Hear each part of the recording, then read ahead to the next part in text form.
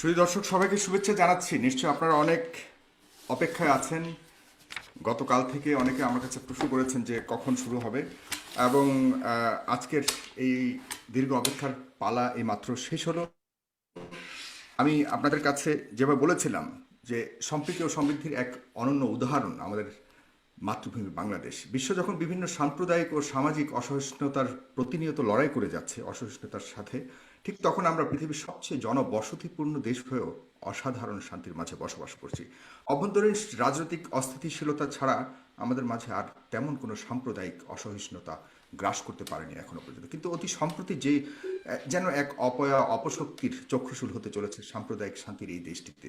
প্রায় সকল ধর্মাবলম্বী মানুষ খুব স্বাভাবিক সামাজিক বন্ধনের সাথে বসবাস করছে বাংলাদেশে। হঠাৎ কেন আমাদের মাঝে বিশাল দেয়াল তৈরি হচ্ছে? ধর্মকে নিয়ে কেন বাড়াবাড়ি করা হচ্ছে? রাষ্ট্রীয় জীবন ব্যবস্থায় ধর্ম কি আসলেই আমাদের আধুনিক জীবনে অন্তরায় হয়ে দাঁড়াচ্ছে কিনা, সেটাও একটা দেখবার বিষয়। প্রগতিশীলতা ও বিজ্ঞানময় প্রতিযোগীশীল বিশ্বায়নের সাথে ধর্ম আসলে কতটুকু আমাদেরকে মুক্তি দিতে পারবে, এ নিয়ে অনেক প্রশ্ন উঠছে।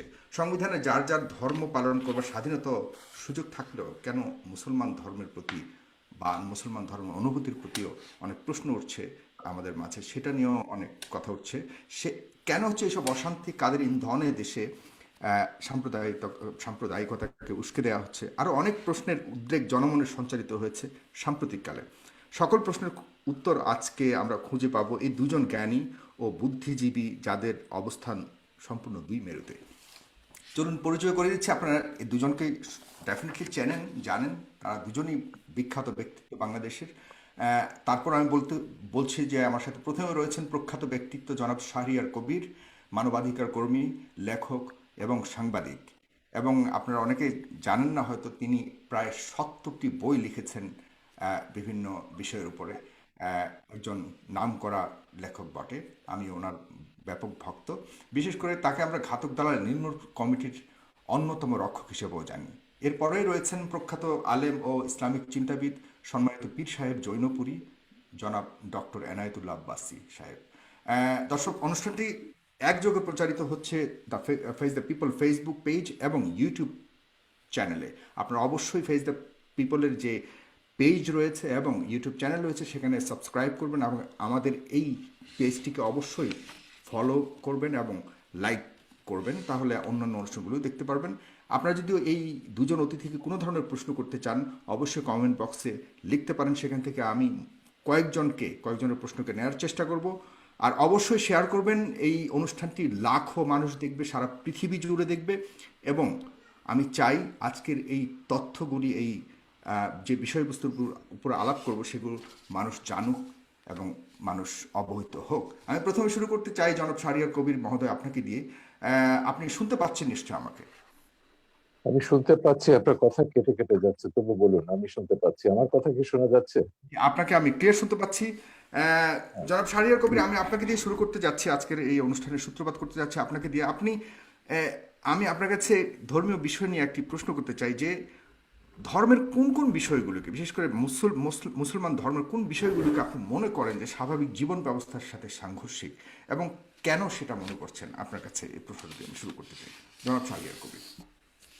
প্রশ্নটা হচ্ছে ধর্ম নিয়ে নয়। ধর্ম আপনি ইসলাম ধর্ম বলুন, খ্রিস্টান ধর্ম, ইহুদি ধর্ম, হিন্দু ধর্ম বা যে কোনো ধর্মই বলুন না কেন, ধর্ম যদি ধর্মের জায়গায় থাকে, আধ্যাত্মিকতার জায়গায় থাকে, এইটা নিয়ে আমাদের সভ্যতার, বিজ্ঞানের, রাষ্ট্র পরিচালনার কোনোই বিবাদ বিসংবাদ থাকতে পারে না। ধর্মকে যখনই আপনি রাজনীতিতে টেনে আনবেন, ধর্মের রাজনীতির ব্যাখ্যা দেবেন, তখনই ধর্মকে নিয়ে বিড়ম্বনা শুরু হয়, যেটা আমরা উপমহাদেশে জামাত ইসলামের প্রতিষ্ঠার পর থেকে দেখি। আবুল আলা মওদুদি এই যে পলিটিক্যাল ইসলাম বা রাজনৈতিক ইসলামের কনসেপ্টটা, এটা কিন্তু আদর্শগতভাবে এই উপমহাদেশে প্রচলন করেছেন জামাতের প্রতিষ্ঠাতা আবুল আলা মওদুদি। আর এটা ঠিক মওদুদির নিজস্ব মতবাদ নয়, এটা মিশরের হাসান আল বান্নার কাছ থেকে তিনি ধার করেছিলেন। একই সময়ে হাসান আল বান্না 1928 সালে মুসলিম ব্রাদারহুড বা ইখওয়ানুল মুসলিমিন প্রতিষ্ঠা করলেন মিশরে, আর মওদুদি 1941 সালে প্রতিষ্ঠা করলেন জামাত ইসলামী হিন্দ। এবং তখন তিনি রাজনৈতিক কারণে ব্রিটিশদের কাছ থেকে টাকা নিয়েছেন, ব্রিটিশদের সমর্থন করেছেন এবং স্বাধীনতা সংগ্রামের বিরোধিতা করেছেন, ব্রিটিশ বিরোধী স্বাধীনতা সংগ্রামের। এবং তার এই বক্তব্য ছিল যে মুসলমানরা যেখানে ধর্ম প্রচার করতে পারবে সেটাই তার দেশ, নিজস্ব মাতৃভূমি পিতৃভূমির কোনো কনসেপ্ট ইসলামে নেই। এবং তার তাফসিরুল কোরআনের যে তাফসির সেটা বহু ঘন্টায় সেটা বেরিয়েছে। এবং সেইগুলো হচ্ছে আজকে যেটা হচ্ছে এটা শুধু আজকের না, পরবর্তীকালে আমরা দেখেছি 52 সাল থেকে শুরু করে এই ৭১ মুক্তিযুদ্ধ পর্যন্ত ধর্মের নামে হত্যা বলুন, সন্ত্রাস বলুন, নারী নির্যাতন বা মানবতা বিরোধী যে কোনো অপরাধকে মওদুদির ইসলাম যেটা বলি, ইসলামের যে বিকৃত ব্যাখ্যা তিনি দিয়েছেন, তিনি এগুলোকে বৈধতা দিয়েছেন। ৭১-এ ৩০ লক্ষ গণহত্যাকে তিনি বলেছেন না, এরা সব হচ্ছে যাদেরকে মারা হচ্ছে এরা সব কাফের। মুক্তিযোদ্ধাদের বলেছেন হিন্দুদের এদের, ভারতের এদের দুষ্কৃতকারী, ইসলামের দুশ্মন, পাকিস্তানের দুশ্মন, এদের হত্যা করা বৈধ। নারীদেরকে, আমাদের বাঙালি নারীদেরকে বলেছেন গনিমতের মাল, এদেরকে ভোগ করা যাবে। এইভাবে তিনি ৭১-এ গণহত্যা এবং নারীর ধর্ষণকে যেভাবে বৈধতা দিয়েছেন, এবং এই কারণে বঙ্গবন্ধু ৭২-এর সংবিধানে যখন রাষ্ট্রের ৪ মূলনীতি, পাকিস্তানের মোহাম্মদ আলী জিন্নাহর সাম্প্রদায়িক দ্বিজাতি তত্ত্বকে কবর দিয়ে যখন আমাদের সংবিধানটি পাশ করলেন, সেখানে রাষ্ট্রের ৪ মূলনীতি হিসেবে ধর্মনিরপেক্ষতা ছিল, অসাম্প্রদায়িক বাঙালি জাতীয়তাবাদ ছিল, কিন্তু এটা গ্যারান্টি ক্লজ হিসেবে তিনি বাংলাদেশের ধর্মের নামে রাজনীতি নিষিদ্ধ করেছিলেন। এবং তিনি ব্যাখ্যা দিয়ে বলেছিলেন যে পাকিস্তানের ২৪ বছরের শাসন, শোষণ, পীড়ন এগুলো সব ইসলামের দোহাই দিয়ে ধর্মের নামে এগুলো করা হয়েছে। ৭১-এ গণহত্যা এগুলো সবই ধর্মের নামে করা হয়েছে। তিনি বলেছেন ধর্ম অত্যন্ত পবিত্র বিষয়, ধর্মের নামে বাংলাদেশে যাতে আর কোনো এই ধরনের সন্ত্রাস, হত্যা, হিংসা, বিদ্বেষ, বিভাজন এটা না থাকে সেজন্য ধর্মকে রাজনীতি থেকে এবং রাষ্ট্র থেকে পৃথক রাখতে হবে। এটাই ছিল বঙ্গবন্ধু ধর্ম নিরপেক্ষতার বোধ। এবং কেন তিনি ধর্মের নামে রাজনীতি নিষিদ্ধ করেছেন সেটা তিনি তার সেদিনের ভাষণে ৪ নভেম্বর ১৯৭২ সালে ভাষণে সেটা তিনি পরিষ্কার করেছিলেন সংবিধানটি গ্রহণ করবার সময়। এবং এটাও বলেছিলেন এই সংবিধান লেখা হচ্ছে ৩০ লক্ষ শহীদের রক্ত দিয়ে, এবং আমি চাই যে আগামী প্রজন্ম, পরবর্তী প্রজন্ম এই সংবিধানের মর্যাদা রক্ষা করবে, রাষ্ট্রের চালমনীতিকে রক্ষা করবে। কিন্তু দুর্ভাগ্যের বিষয় হলো যে বঙ্গবন্ধুকে নৃশংসভাবে হত্যা করা হলো ৭৫-এ। কেন হত্যা করা? কারণ বঙ্গবন্ধুকে হত্যা না করলে ওই যে পাকিস্তানের সাম্প্রদায়িক মৌলবাদী রাজনীতি, তাকে বাংলাদেশে ফিরিয়ে আনা যেত না। বঙ্গবন্ধুকে হত্যা না করলে তিনি যুদ্ধাপরাধীদের বিচার শুরু করেছিলেন, সেটা বন্ধ করা যেত না। বঙ্গবন্ধুকে হত্যা না করলে ৭১-এর পরাজয়ের প্রতিশোধ নেওয়া যেত না। সেই ৭১-এর পরাজিত শক্তি, সাম্প্রদায়িক মৌলবাদী অপশক্তি বঙ্গবন্ধুকে হত্যার জন্য দায়ী। এবং তারপরে আমরা দেখলাম সংবিধান থেকে মুক্তিযুদ্ধের ইতিহাস, চেতনা, অসাম্প্রদায়িক মূল্যবোধগুলো সব মুছে ফেলা হলো। এটা তথাকথিত ইসলামীকরণ বা পাকিস্তানিকরণ করা হলো আমাদের সমাজ এবং রাজনীতির। ৭৫-এর পর থেকে এই ধারাটি চলছে। এবং আমাদের ইতিহাসের সবচেয়ে বড় দুর্ভাগ্য যে বেশিরভাগ সময় এই দেশটা শাসন করেছে পাকিস্তানপন্থী স্বাধীনতা বিরোধী মৌলবাদী সাম্প্রদায়িক অপশক্তি, প্রত্যক্ষ বা পরোক্ষভাবে। এবং সেই সময় আমরা দেখেছি আমাদের মুক্তিযুদ্ধের চেতনাকে নয়, ইতিহাস মুছে ফেলার চেষ্টা রয়েছে। জাতির জনকের অবমাননা তো বাদ দিন, মুক্তিযোদ্ধাদেরকে মুক্তিযোদ্ধা পরিচয় দিতে তারা লজ্জা পেত। রাজাকার আলবদররা সেখানে মন্ত্রী হচ্ছে, ৩০ লক্ষ শহীদের রক্তে ভেজা পতাকা তাদের গাড়িতে করে তারা দিয়ে ঘুরে বেরিয়েছে, এমন একটা অবস্থা তো ছিল।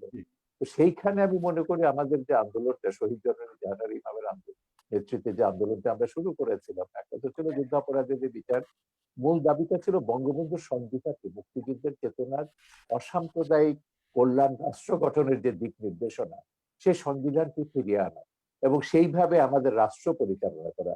সমাজ এবং রাষ্ট্রের সবকিছু, শিক্ষানীতি, সংস্কৃতি নীতি, নারী নীতি, পররাষ্ট্র নীতি, রাষ্ট্রের সমস্ত নীতি এগুলো পরিচালিত হবে সেই মুক্তিযুদ্ধের চেতনার আলোকে, যে দিক নির্দেশনা বঙ্গবন্ধু সংবিধানে দিয়েছেন। কিন্তু দুর্ভাগ্যের বিষয় সেখানে আমরা এখনো পৌঁছতে পারিনি। এখনো ধর্মের নামে রাজনীতি চলছে এবং এখনো সেই জামাতি ইসলামী, সেই ওহাবি সালাফিরা তাদের যে প্রতিহিংসা, যেটা প্রতিহিংসার রাজনীতি বলুন কিংবা তথাকথিত জিহাদের রাজনীতি, উন্মাদনার রাজনীতি, হিংসার রাজনীতি, এটা তো করেই যাচ্ছে। বিচ্ছিন্ন কোনো ঘটনা এটা। শাহরিয়ার কবির, আপনি আমাদের বর্তমান বর্তমান যে চলমান আলেম সমাজের যে দৃষ্টিভঙ্গি, সেটাকে আপনি কিভাবে বিচার করছেন? এক কথা যদি বলেন তাহলে এরপরে আমি যাচ্ছি। আমি আমি এদেরকে মোটেই আলেম সমাজ বলবো না। এরা হচ্ছে ইসলামের নামে তারা রাজনীতি করছে। এরাই হচ্ছে সেই ৭১-এর ঘাতক দালা যুদ্ধাপরাধীদের রাজনৈতিক, আদর্শিক এবং সামরিক উত্তরসূরি। সেই রাজনীতিটা এখন করছে, বাংলাদেশকে মোল্লা ওমরের আফগানিস্তান বানাতে চাইছে। এর সঙ্গে এখানে আব্বাসী সাহেব আছেন, তিনি বলবেন, কারণ তিনি তো তার পিতা অত্যন্ত শ্রদ্ধেয় একজন, সেই হিসেবে পীর হিসেবে আমরা তাকে সম্মান করি। আমাদের দেশে সুফিরা ইসলাম প্রচার করেছেন, পীররা এখানে আব্বাসী সাহেবের জোনপুরের হুজুরের মতন এরাও ইসলাম প্রচার করেছেন, এরা শান্তির ইসলাম প্রচার করেছেন, এরা কখনো ইসলামকে রাজনীতির সঙ্গে যুক্ত করেন। আমি হযরত জালালউদ্দিন রুমির উপর দুটো ডকুমেন্টারি ছবি বানিয়েছি, যে জালালউদ্দিন রুমির মুরিদ হচ্ছেন আমাদের হযরত শাহজালাল। তো এরা তো ইসলাম সারা পৃথিবীতে, এই ওহাবিরা ইসলাম প্রচার করে, বরং ওহাবিরা কি করেছে, ইসলামকে একটা সন্ত্রাসের ধর্ম হিসেবে পশ্চিমে চিত্রিত করেছে। ইসলাম ব্যাশিং যেটা আছে পশ্চিমে আপনারা দেখছেন, এটা তো জন্য দায়ী হচ্ছে ওহাবি সালাফি, এরা এই মহদুদিবাদী বাংলাদেশে তারা। সুতরাং এরা যেটা করছে এটার সঙ্গে ইসলামের ধর্মের লেশমাত্র সম্পর্ক নেই। এটা হচ্ছে শেখ হাসিনা সরকারকে ক্ষমতা থেকে উচ্ছেদ করে এখানে মোল্লা ওমরের আফগানিস্তান বা জিয়াউল হকের পাকিস্তান বানাতে হবে।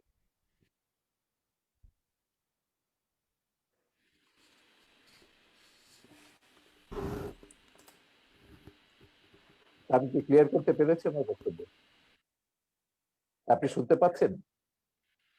যে না, আমার এখান থেকে একটু সমস্যা হচ্ছে, আনস্টেবল দেখাচ্ছে আমার কানেকশনটা। আমি শুনতে পাচ্ছি, আমাকে শুনতে পাচ্ছেন কিনা ক্লিয়ারলি? আমি আপনাকে খুব পরিষ্কার শুনতে পাচ্ছি। জি, ধন্যবাদ আপনাকে জনাব শাহরিয়ার কবির। আমি আপনার কাছে আবারও আসবো। জনাব ডক্টর এনায়েতুল্লাহ আব্বাসী হুজুর, আপনার কাছে আসছি। আপনি তো শুনলেন এতক্ষণ জনাব শাহরিয়ার কবিরের অনেক কথা, কিন্তু আপনার কাছে আমি এডিশনালি আরেকটি প্রশ্ন করতে চাচ্ছি। সেটা হলো যে আহ, আপনার পৃথিবী যেখানে বিজ্ঞান ভিত্তিক, প্রমাণিত বিজ্ঞান ভিত্তিক রাষ্ট্র, অ্যাডভান্সড টেকনোলজিক্যাল লাইফস্টাইলের উপরে উল্কা গতিতে ধাবিত হচ্ছে, উল্কা গতিতে আমি বলবো, সেখানে আপনারা 1400 বছর আগের নাজিল হওয়া পবিত্র ধর্মগ্রন্থ অনুযায়ী চলতে চাওয়াটাকে কতটুকু যুক্তিযুক্ত মনে করেন, এবং অন্যকে চলার জন্য আহ্বান করাটাকে কতটুকু সাপোর্টিভ বা কতটুকু জাস্টিফাইড মনে করেন? সে প্রশ্নটা আপনার কাছে রেখে যাচ্ছে, এবং যারা ফারিয়ার কবি অনেক প্রশ্ন উঠে যাচ্ছে সেটা বলুন। Thank you. আলহামদুলিল্লাহ ওয়াহদা والصلاة والسلام على محمد صلى الله عليه وسلم الذي من لا نبي بعده। ধন্যবাদ সাগর সাহেবকে, ধন্যবাদ আজকের সম্মানিত অতিথিকে, এবং দেশ ও দেশের বাইরে যারা আজকের প্রোগ্রামটি দেখছেন তাদের সকলকে। শাহরিয়ার কবির সাহেব তার বক্তব্যে বুঝালেন ইসলামের প্রতি তার যথেষ্ট শ্রদ্ধা আছে। এ থেকে স্পষ্ট বোঝা যায় যে ইসলাম সম্পর্কে তার শ্রদ্ধা থাকলেও ইসলাম সম্পর্কে তার মৌলিক জ্ঞান অভাব রয়েছে। তার প্রথমটি হচ্ছে যে ইসলামী রাজনীতির ক্ষেত্রে তিনি আবুল আলা মওদুদীকে টেনে আনলেন, অথচ বাংলাদেশের শতকরা ৮০ জন ওলামায়ে কেরামি আবুল আলা মওদুদীর বিরোধিতা করে থাকেন। আর সবচেয়ে বড় কথা, আবুল আলা মওদুদী ইসলামী রাজনীতির সূচনা উপমহাদেশে করেননি। উপমহাদেশে ইসলামী রাজনীতির সূচনা করেছেন শাহ ওলিউল্লাহ মুহাদ্দিস দেহলভী রহমতুল্লাহি আলাইহি, আবুল আলা মওদুদীরও কয়েক শত বছর আগে। পরবর্তীতে তার ধারাবাহিকতায় ওলামায়ে দেওবন্দের মাধ্যমে ইসলামী রাজনীতির প্রসার ও প্রচার ব্যাপকভাবে ঘটেছিল, এবং উলামায়ে দেওবন্দ ইসলামী রাজনীতির চেতনাতে উদ্বুদ্ধ হয়েই ব্রিটিশ খেদা আন্দোলন করেছিল। সবচেয়ে দুঃখজনক বিষয়, আমাদের দেশের বুদ্ধিজীবীগণ ইসলামকে বিভিন্ন নামে অভিহিত করে থাকেন। কেউ বলেন রেডিক্যাল ইসলাম, কেউ বলেন মডারেট ইসলাম। ইসলামকে বিভক্ত করার কোনো অথরিটি কোনো মানুষের নেই। যদি কেউ ইসলামের লেবাস ধারণ করে ইসলামের অপব্যাখ্যা করে, সেটার দায় তার নিজের, সেটার দায় ইসলামের হবে না। দেখার বিষয় কোরআন সুন্নাতে রাষ্ট্র ব্যবস্থা বা রাজনীতির কথা আছে কিনা, সেটা দেখার বিষয়। তারপর আমরা দেখবো সেটার কে অপব্যাখ্যা করছে, কে সঠিক ব্যাখ্যা করছে। আল্লাহর হাবিব মোহাম্মদ সাল্লাল্লাহু আলাইহি ওয়াসাল্লাম ১,৫০০ বছর আগে আল্লাহর পক্ষ থেকে আমাদেরকে যে দিন ইসলাম দিয়েছেন, সেটা নিছক প্রথা সর্বস্ব কোনো ধর্ম নয়, সেটা পূর্ণাঙ্গ জীবন বিধান। এবং সেই জীবন বিধানের মধ্যে আল্লাহ রাসূল সাল্লাল্লাহু আলাইহি সাল্লাম মুসলিম জীবন কি রকম হবে, তার ব্যক্তি জীবন, তার সমাজ জীবন, তার রাষ্ট্রীয় জীবন কি রকম হবে, তার সুস্পষ্ট ব্যাখ্যা আল্লাহর পক্ষ থেকে দিয়েছেন। কোরআন কারীমের মধ্যে আল্লাহ পাক স্পষ্ট বলেছেন, وعد الله الذين آمنوا منكم وعملوا الصالحات ليستخلفنهم في الأرض كما استخلف الذين من قبلهم وليمكنن لهم دينهم الذي ارتضى لهم।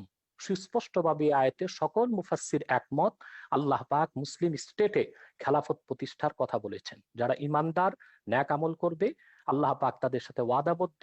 তারা যদি ইমানের উপর অটল অবিচল থাকে, ন্যাক আমল করে, আল্লাহ পাক তাদেরকে খেলাফতের দায়িত্ব দিবেন। আল্লাহ তাআলা সূরা হজ্জে বলেছেন, আল্লাযীনা ইম্মাক্কান্নাহুম ফিল আরদি আকামুস সালাতা ওয়া আতাউয যাকাত ওয়া আমারু বিল মা'রুফি ওয়া নাহাউ আনিল মুনকার ওয়ালিল্লাহি আকিবাতুল উমুর। যদি আমি মুহাম্মদ সাল্লাল্লাহু আলাইহি সাল্লামের ঈমানদার উম্মতকে রাষ্ট্র ক্ষমতা দান করি, তারা রাষ্ট্রীয়ভাবে তারা নামাজ কায়েম করবে, জাকাত আদায় করবে, সৎ কাজে আদেশ করবে, অসৎ কাজে বাধা দিবে। এটা সুস্পষ্টভাবে ইসলামী রাষ্ট্র ব্যবস্থা ও রাজনীতির কথাই বলা হয়েছে কোরআন কারিমে। সহিহ মুসলিম, সৌদি আরবের ছাপ, 2445 নম্বর হাদিস, আল্লাহ রসুল সাল্লাল্লাহু আলাইহি ওয়াসাল্লাম ইরশাদ করেছেন, কানা বানু ইসরাঈল তাসুসুহুমুল আম্বিয়া কুল্লামা হালাকা নাবিয়্যুন খালাফাহু নবী ওয়া ইন্নাহু লা নাবিয়্যা বা'দি ফাসায়াকুনু খুলাফা। বনী ইসরায়েলের নবীগণ রাজনৈতিক নেতৃত্ব দিতেন।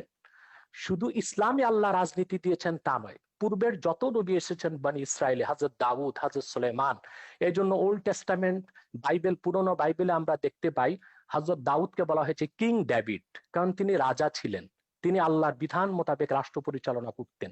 বনী ইসরায়েলের নবীগণ রাজনৈতিক নেতৃত্ব দিতেন। যখন একজন নবী ইন্তেকাল করতেন, আরেকজন নবী সেই দায়িত্ব নিত। আল্লাহ রাসূল সাল্লাল্লাহু আলাইহি ওয়াসাল্লাম বলেছেন, কিন্তু আমি মুহাম্মদ সাল্লাল্লাহু আলাইহি সাল্লাম আল্লাহর সর্বশেষ নবী ও রাসূল, আমার পরে কোনো নবী নাই, কিয়ামত পর্যন্ত কোনো নবী আসবে না।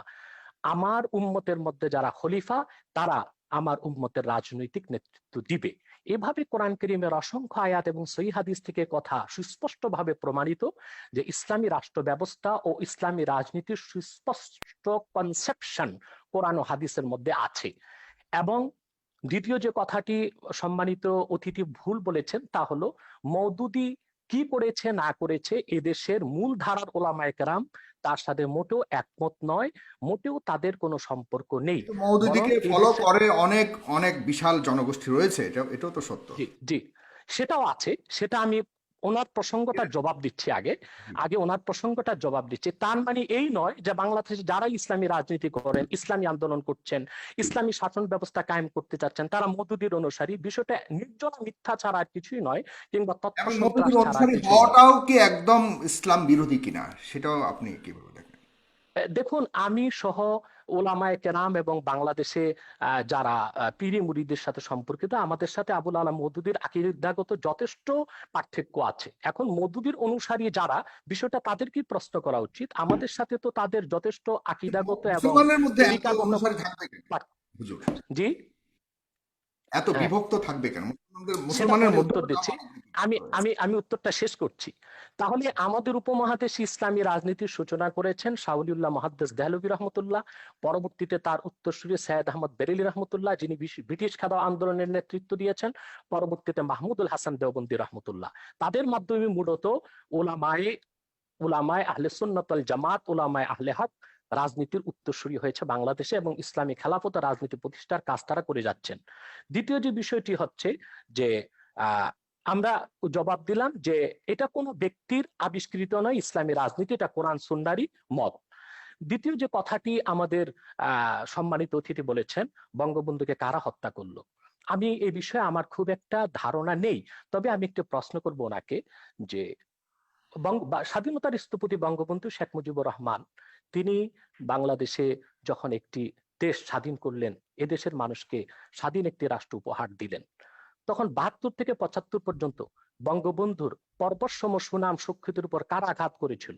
তারাও কি রাজাকার ছিল? তারাও কি আলবদর ছিল? কারা বঙ্গবন্ধুর চামড়া দিয়ে ডুগডুগি বাজাবার কথা বলেছিল? বঙ্গবন্ধু হত্যার পর কারা সেনাবাহিনীর ট্যাঙ্কের উপর নাচানাচি করেছিল? তাদেরকে আমরা বাংলাদেশে মন্ত্রিত্ব দিয়েছি, তাদেরকে আমরা রাজনৈতিক ক্ষমতার ভাগ দিয়েছি, এবং বঙ্গবন্ধুকে যারা হত্যা করেছে তাদেরকে আমরা সুযোগ সুবিধা দিয়েছি। হতে পারে আলবদর, রাজাকার বা বিদেশি শক্তির ইন্ধন ছিল বঙ্গবন্ধু হত্যায়, কিন্তু যারা বাংলাদেশে খুব বেশি ধর্মনিরপেক্ষতার কথা বলে, বাংলাদেশকে একটি ডি ইসলামাইজেশন, ইসলাম মুক্ত একটি বাংলাদেশ গঠন করতে চায়, তারাও প্রত্যক্ষ এবং পরোক্ষভাবে বঙ্গবন্ধু হত্যায় জড়িত ছিল। কেননা বঙ্গবন্ধু ছিলেন খুবই ধার্মিক একজন ব্যক্তি, ইসলামের মূল নীতিতে তার ছিল যথেষ্ট বিশ্বাস, অগাধ বিশ্বাস। আহ, আপনাকে অনেক ধন্যবাদ জনাব এনায়েতুল্লাহ আব্বাসী। হুজুর, আপনি অনেক সুন্দর কথা বলেছেন। জনাব শাহরিয়ার কবির, আপনার কাছে আমি এই ওনার কথা ধরেই প্রশ্নটা করতে যাচ্ছি, এবং আপনিও বলেছেন যে আপত্তিটা শুধু ধর্ম নিয়ে রাজনীতি করাটা। তো ধর্ম নিয়ে রাজনীতি করার অধিকার কি সাংবিধানিকভাবে ধর্মীয় জনগোষ্ঠীকে কোনোভাবে কি বারণ করা হয়েছে কিনা সংবিধানে? Number one. নাম্বার টু হলো ৩৯ অনুচ্ছেদ অনুযায়ী কথা বলবার অধিকার সবারই রয়েছে, বাক স্বাধীনতার অধিকার দেওয়া হয়েছে। সেখানে হুজুররা কথা বললে, যেটাকে আমরা ওয়াজের মাধ্যমে আমরা দেখতে পাই, হুজুররা বিভিন্ন ধরনের কথা বলে, যেটাকে আমরা ওয়াজ বলি, কিন্তু সেটাই যখন একটা সিম্পোজিয়ামের মাধ্যমে যখন আমরা প্রগতিশীল সমাজ থেকে যখন কথা বলি সেটাকে আমরা মোটিভেশনাল স্পিচ বলি। তো ওয়াজটাকে কেন আমরা সাপ্রেস করার চেষ্টা করছি? যেমন আজকাল ওয়াজ চতুর্দিকে ওয়াজকে বন্ধ করার একটা চেষ্টা করা হচ্ছে। এই স্বাধীনতাটা নাই কেন? কথা বলবার ওই স্বাধীনতাটা নাই কেন? সেখানে কি সংবিধানের আলোকে কোনো ধরনের নিষেধ রয়েছে কিনা আপনার কাছে জানতে চাচ্ছি। না, আপনি কোথায় ওয়াজ সাপ্রেস করা হচ্ছে এরকম তথ্য কিন্তু বাংলাদেশে আমার জানা নেই। আমার কাছে ওয়াজের নামে অনেকগুলি ভিডিও আমি আছে। আপনাকে বলছি ওয়াজের নামে আপনি যদি সংবিধানের উপর আঘাত করেন, বাংলাদেশের মূল চেতনার উপর আঘাত করেন, যে কারণে বাংলাদেশ রাষ্ট্রটি তৈরি হয়েছে, যেটাকে আমরা মুক্তিযুদ্ধের চেতনা বলি, রাষ্ট্রের 4 মূলনীতিতে যেটা প্রতিফলিত হয়েছে, ওয়াজের নামে আপনি যদি ভিন্ন ধর্ম, ভিন্ন মত, ভিন্ন জীবনধারায় বিশ্বাসীদের প্রতি ঘৃণা বিদ্বেষ প্রচার করেন, সন্ত্রাসী বক্তব্য রাখেন এবং প্রতিহিংসামূলক বক্তব্য রাখেন, তখনই সেটা আর ওয়াজ হয় না, সেটা একটা রাজনৈতিক হিসেবে মতলববাজিতে পরিণত হয়। আপনি ওয়াজে ইসলামের মাহাত্ম্যের কথা বলুন, ইসলামে কোরআনে কি মানুষের কল্যাণের কথা বলা নেই? আপনি যখন মসজিদে, এই যে কদিন আগে আমাদের ইয়েতে একটা ওয়েবিনারে 16 ডিসেম্বরে একজন মন্ত্রী এসেছিলেন এবং তিনি বললেন যে তিনি মসজিদে আপত্তি করেছেন যে খুতবাতে বলছে মুসলিম উম্মার জন্য প্রার্থনা করতে হবে। তো মন্ত্রী বলছেন, তো বলে যে শুধু মুসলিম উম্মা কেন, আল্লাহ তো সারা সমগ্র বিশ্বের জন্য, তিনি তো সমগ্র মানব জাতিকে সৃষ্টি করেছেন, আমরা কেন সমগ্র মানব জাতির জন্য আমরা মোনাজাত করব না বা কল্যাণ কামনা করব? আপনাকে মনে রাখতে হবে বাংলাদেশ রাষ্ট্রটি কেন তৈরি হয়েছে, কেন 47-এ পাকিস্তান হয়েছিল এবং কেন 71-এ বাংলাদেশ হয়েছে। এইটা যদি আপনি না বুঝেন তাহলে কিন্তু এই বিভ্রান্তিটা আপনার মধ্যে থেকে যাবে। পরিষ্কার কথা, মোহাম্মদ আলী জিন্নাহ পরিষ্কারভাবে বলেছিলেন ভারতবর্ষে মুসলমানরা একটা আলাদা জাতি এবং এদের আলাদা একটা ভূখণ্ড দরকার, এবং সেই ভূখণ্ডটি পাকিস্তান হবে। পাকিস্তান নামকরণও করা হয়েছিল এবং সেভাবে ব্রিটিশরা ষড়যন্ত্র করেই হোক, জিন্নাহর কথা মতোই হোক, ভারতবর্ষকে দুভাগ করে পাকিস্তান এবং ভারত দুটো রাষ্ট্র বানিয়েছে। এবং জিন্নাহ কিন্তু এই ভুলটা যে বুঝেছিলেন দেখে তিনি কত বড় ভুল করছেন সেটা তার 47 সালের 11ই আগস্টের বক্তৃতায় পরিষ্কার করে দিয়েছিলেন যে পাকিস্তানে আমরা মুসলমানরা, হিন্দুরা, বৌদ্ধরা, খ্রিস্টানরা সবাই নিজ নিজ ধর্ম পালন করব, রাষ্ট্র ধর্মের ব্যাপারে কোনো হস্তক্ষেপ করবে না, ধর্ম রাষ্ট্রের ব্যাপারে হস্তক্ষেপ করবে না। এটা জিন্নাহর বহুল আলোচিত একটা বক্তৃতা, 11ই আগস্ট 1947 সাল, 11ই জুনে এটা বলেছেন 1947 সালে, পাকিস্তান হওয়ার কয়েক মাস আগে। কিন্তু তখন এই মওদুদি এবং অন্য ইসলামপন্থীরা তারা বললেন যে কি না, পাকিস্তান হয়েছে ইসলামী ব্যবস্থার জন্য, এবং তারা সেখানে ইসলামী শাসন ব্যবস্থা 1900 মৃত্যুর পরে, জিন্নাহর মৃত্যুর পর তারা অবজেক্টিভ রেজলিউশন যেটা পাশ করলেন সেটা বললেন যে পাকিস্তান হবে একটা ইসলামী হুকুমত। এবং 56 সালে 56 সালে তাদের যে সংবিধান হলো সেখানে বলা হয়েছে Pakistan will be Islamic Republic. এখন এই ইসলামিক রিপাবলিকটি কি করেছে, ভাষা আন্দোলন থেকে শুরু করে 71 পর্যন্ত, মুক্তিযুদ্ধ পর্যন্ত ব্রিটিশরাই তো আমাদের যাবতীয়, ইসলামের ধর্মীয় ভিত্তিতে ওই দেশটাকে বিভক্ত করেছিল। জনাব শাহরিয়ার কবির, হ্যাঁ হ্যাঁ, ব্রিটিশরা তৎকালীন ধর্মের সময় সাগর অনেক সাহেব, সভ্য জাতি। সাগর আমাকে সাহেব, শেষ করতে দিন আব্বাসী সাহেব, আমার বক্তব্য শেষ হলে আপনি বলুন, আপনার বক্তব্যের মাঝখানে আমি কোনো কথা বলি না। ব্যাপারটা হচ্ছে যে ব্রিটিশরাই করুক, জিন্নাহর পলিসি অনুযায়ী হোক, ব্রিটিশদের মতলববাজির জন্য হোক, ভারত বিখণ্ডিত হয়েছে ধর্মের নামে, যে হিন্দুরা আলাদা একটা ধর্ম, এবং ইসলাম ব্রিটিশরা, আমি আলাদা আমি একটা সরি, ধর্ম। আমি জাস্ট আপনাকে সাপ্লিমেন্ট করছি, আপনি আপনি অবশ্যই বলবেন। আমি জাস্ট আপনাকে, শুধুমাত্র ভারত বিভক্ত নয়, ব্রিটিশরা আরো অন্যান্য যতগুলি রাষ্ট্র রয়েছে বহু পৃথিবীর, দেশ তারা তাদের যখন, সমস্ত কলোনি হ্যাঁ, বিভক্ত করেছে ধর্মীয় তাদের আলোকেই কিন্তু মতলবে। বিভক্ত করেছে। না জি না, জি। আমি ভারতবর্ষের মধ্যে কনসেন্ট্রেট করছি, আমি গোটা ব্রিটিশ কলোনি নিয়ে আমি কথা বলছি না। ওদের তো 67টা দেশে তারা এইভাবে বদমাইশি করেছে। ভারতবর্ষকে তারা ধর্মের নামে ভাগ করেছে এবং বলেছে মুসলমানরা পাকিস্তান এবং ভারতে, হিন্দুরা এসে থাকবে ভারতে। তখন কিন্তু মুসলিম জাতীয়তাবাদী নেতারা আবুল কালাম আজাদ থেকে শুরু করে বদরুদ্দিন তায়েবজি এবং এরা অনেকে আপত্তি করেছিল। ওরা বলছেন এটা একটা অ্যাবসার্ড আইডিয়া। অ্যাবসার্ড কেন বলছেন, যে পাকিস্তানে যতই মুসলমানদের জন্য হোক না কেন, সেখানে হিন্দুরা আছে, হিন্দুদের সবাই এখানে আসতে পারবে না, ভারতের সব মুসলমান পাকিস্তানে যেতে পারবে না। এবং সেই বাস্তবতাটা আমরা দেখেছি, 10 লাখ মানুষকে হত্যা করা হলো বা প্রাণ বলি দেওয়া হলো, কিন্তু বিভক্ত হলো। এখানেও হিন্দু খ্রিস্টান বৌদ্ধ রয়ে গেছে। ভারতেও এখন তো দ্বিতীয় বৃহত্তম সংখ্যক মুসলিমের আবাস হচ্ছে ভারত। এই যে জিন্নাহর যে জাতিতত্ত্বের অসারতা, এটা হচ্ছে একটা কারণ। একটা প্রমাণ। আর দ্বিতীয়টা তো বঙ্গবন্ধুর আমি 4 নভেম্বরের ভাষণের কথাটি বারবার উল্লেখ করছি এই কারণে, সেখানে তিনি ব্যাখ্যা করেছেন কেন বাংলাদেশ আমরা সৃষ্টি করেছি। পাকিস্তানে 24 বছরের শাসন, শোষণ, পীড়ন, নিপীড়ন, 71-এর গণহত্যা, মানবতা বিরোধী অপরাধ সবকিছুকে তারা ইসলামের নামে জায়েজ করতে চেয়েছিল।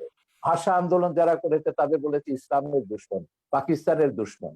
এইভাবে এই আন্দোলনগুলো, সংগ্রামগুলোকে দমন করেছে, রাজনৈতিক হোক, সাংস্কৃতিক হোক, সামাজিক হোক, সবগুলোকে দমন করেছে ইসলামের নামে। এবং সেই জন্য বঙ্গবন্ধু তার ওই ভাষণে পরিষ্কারভাবে বলেছিলেন, ধর্মের পবিত্রতা রক্ষার জন্য ধর্মকে রাখতে হবে ধর্মের জায়গায়, রাজনীতিকে রাখতে হবে রাজনীতির জায়গায়, রাজনীতির সঙ্গে ধর্মকে মেলানো যাবে না। এই কারণে বাংলাদেশ রাষ্ট্রটি তৈরি হয়েছে, সৃষ্টি হয়েছে 30 লক্ষ শহীদের রক্তের বিনিময়। আপনি সেই ইতিহাস এখন উল্টে দিতে পারেন না। এখন আপনি বলতে পারেন না যে না, বাংলাদেশ হয়েছে ইসলামী হুকুমত কায়েমের জন্য, বাংলাদেশে এগুলো সেকুলারিজম থাকবে না, বঙ্গবন্ধুর আদর্শ থাকবে না, মুক্তিযুদ্ধ থাকবে না, যে এই এরা ব্যাপারগুলো জামাতিরা যে কথা। সংবিধানে কেন কম্প্রাইজ করা হচ্ছে না, নাম্বার 1। সাম্প্রদায়িকতা কেন? আপনি তো সংবিধানে 4 মূলনীতি তো ফিরিয়ে আনা হয়েছে। এখন রাষ্ট্রধর্ম নিয়ে সেখানে সুপ্রিম কোর্টে এটা মামলা বিচারাধীন আছে, সুপ্রিম কোর্টের আপিল বিভাগে মামলাটি রয়েছে, কারণ সুপ্রিম কোর্টের রাষ্ট্রধর্ম ইসলামের যেটা, এটা হচ্ছে আমাদের সংবিধানের আর্টিকেল 12 এর সঙ্গে সাংঘর্ষিক। আর্টিকেল 12 বলছে রাষ্ট্র বিশেষ কোনো ধর্মকে পৃষ্ঠপোষকতা করবে না, কিন্তু রাষ্ট্রধর্ম ইসলাম বলে আপনি একটা বিশেষ ধর্মকে পৃষ্ঠপোষকতা করছেন। এটা বাংলাদেশের সংবিধান বিরোধী। যতক্ষণ পর্যন্ত আপনি খিলাফত না কায়েম করে এই সংবিধানটি পুরোপুরি বাতিল করে দেবেন, ততক্ষণ পর্যন্ত বাংলাদেশে থাকতে হলে বাংলাদেশের সংবিধান মেনে আপনাকে থাকতে হবে এবং সংবিধানের মর্যাদা রক্ষা করতে হবে।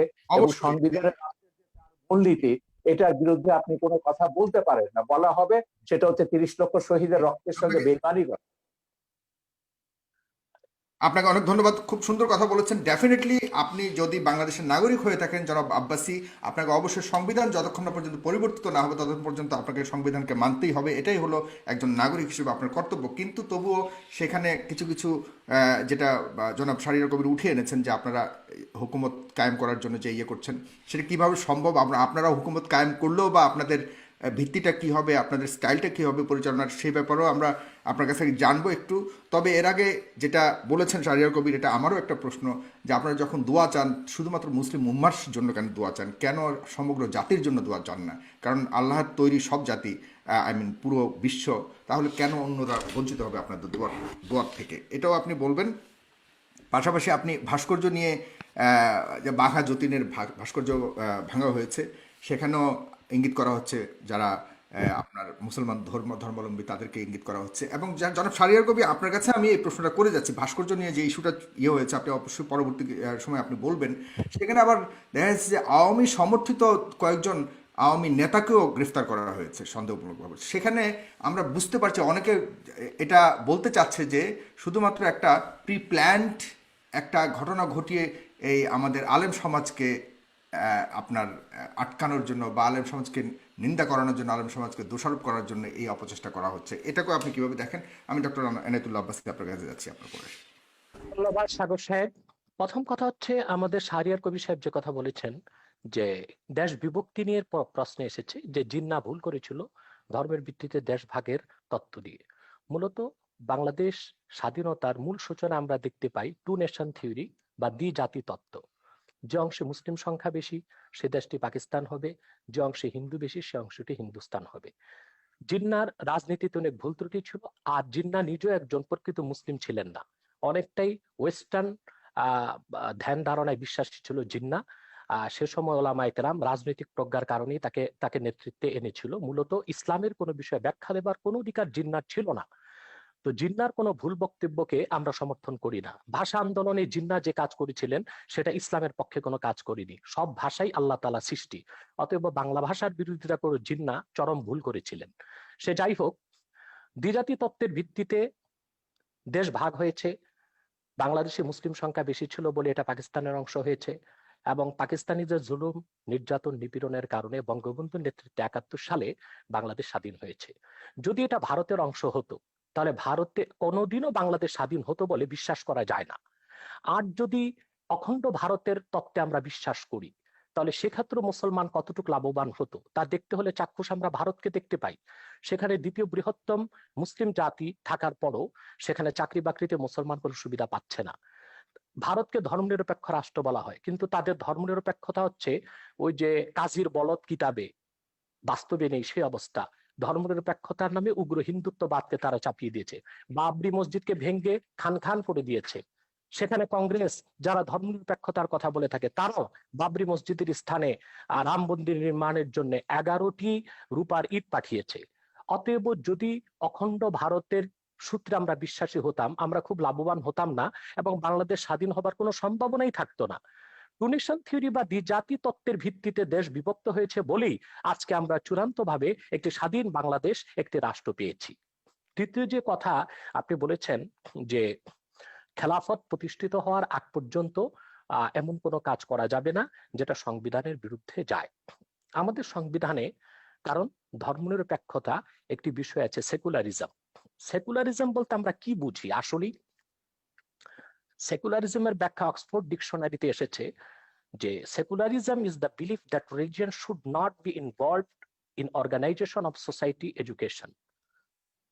সেকুলারিজম এমন একটি জিনিস যেটা রাষ্ট্রের কোনো সংস্থা, শিক্ষা বা রাষ্ট্রের কোনো জরুরি কোনো সংস্থা, কোনো ডিপার্টমেন্টে এর কোনো সংশ্লিষ্টতা থাকবে না। এটা একটি অসম্ভব বিষয়। বাংলাদেশও ধর্ম মন্ত্রণালয় আছে, অতএব এটি একটি রাষ্ট্রীয় সংস্থা। সেখানে ইসলাম ধর্মের পক্ষে কাজ করা হচ্ছে, অন্যান্য ধর্মের অধিকারও সংরক্ষণ করা হচ্ছে। শিক্ষা ব্যবস্থা আমাদের দেশে কম করে হলেও ইসলামী অনেক কিছু আছে। অতএব একেবারেই প্রিন্সিপাল কনসেপশন অফ সেকুলারিজম, ধর্মনিরপেক্ষতার মূল সূত্রে গেলে ধর্মের কোন অস্তিত্ব কোথাও রাখা যাবে না, সামাজিক জীবনেও না, রাষ্ট্রীয় জীবনেও না। দ্বিতীয়ত, ধন্যবাদ শাহরিয়ার কবির সাহেবকে, যিনি খেলাফত ব্যবস্থাকে স্বীকার করেছেন। আলহামদুলিল্লাহ, খেলাফত প্রতিষ্ঠিত হবার আগ পর্যন্ত খেলাফত প্রতিষ্ঠার জন্য কাজ করা যাবে না, এটা গণতন্ত্রের কনসেপশনের সম্পূর্ণ বিপক্ষে যায়। কারণ আমার গণতন্ত্রের কনসেপশনস এর মধ্যে আছে বাক স্বাধীনতা, রয়েছে নিজস্ব আদর্শের লালন প্রচার প্রসার। অতএব প্রতিটি মুসলমান ইসলামের মৌলিক নীতিতে বিশ্বাসী, তারা ইসলামী রাষ্ট্র ব্যবস্থা খেলাফতকে বিশ্বাস করে। অতএব তার প্রচার ও প্রসারের জন্য তারা আন্দোলন করতে পারে, রাজনীতি করতে পারে, ওয়াজ মাহফিলের মধ্যে তারা কোরআন সুন্নাহ ভিত্তিক ইসলামী রাষ্ট্র ব্যবস্থার কথা তুলে ধরতে পারেন। এটা প্রতিটি মুসলিমের গণতান্ত্রিক অধিকার। দ্বিতীয়ত, যারা ধর্মের দোহাই দিয়ে নারী নির্যাতন করেছে, নিপীড়ন করেছে স্বাধীনতা যুদ্ধের আগে, তাদের সাথে ইসলামের কোনো সম্পর্ক নেই। এইরকম ব্যক্তি যাদের সাথে ইসলামের সম্পর্ক নেই, ইসলামের পরিচয় দেয়, তাদেরকে ইসলাম একটি পারিভাষিক নাম দিয়েছে মোনাফেক। এবং মোনাফিকের ব্যাপার আল্লাহ তাআলা বলেছেন, ইন্নাল মুনাফিকিনা ফিদ দারকিল আসফালি মিনান নার। মোনাফিকরা জাহান্নামের সর্বনিকৃষ্ট স্তরে থাকবে। যাদের সাথে ইসলামের কোনো সম্পর্ক নেই কিন্তু ইসলামের পরিচয় দিচ্ছে, তারা মোনাফিক, তাদের দায় ইসলাম গ্রহণ করবে না। কিন্তু বড় দুঃখজনক, বঙ্গবন্ধু যে স্বপ্ন নিয়ে দেশ স্বাধীন করেছে, যে দেশটিতে নির্যাতন থাকবে না, নিপীড়ন থাকবে না, দুর্নীতি থাকবে না, সন্ত্রাস থাকবে না, সংখ্যালঘুদের উপর আঘাত করা হবে না, স্বাধীনতার পরে সেই বাংলাদেশে আমরা দেখতে পেয়েছি অসংখ্য আহ আহ ধর্ষণ হচ্ছে। বাংলাদেশে এখন গণধর্ষণে পরিণত হয়ে গিয়েছে ধর্ষণ।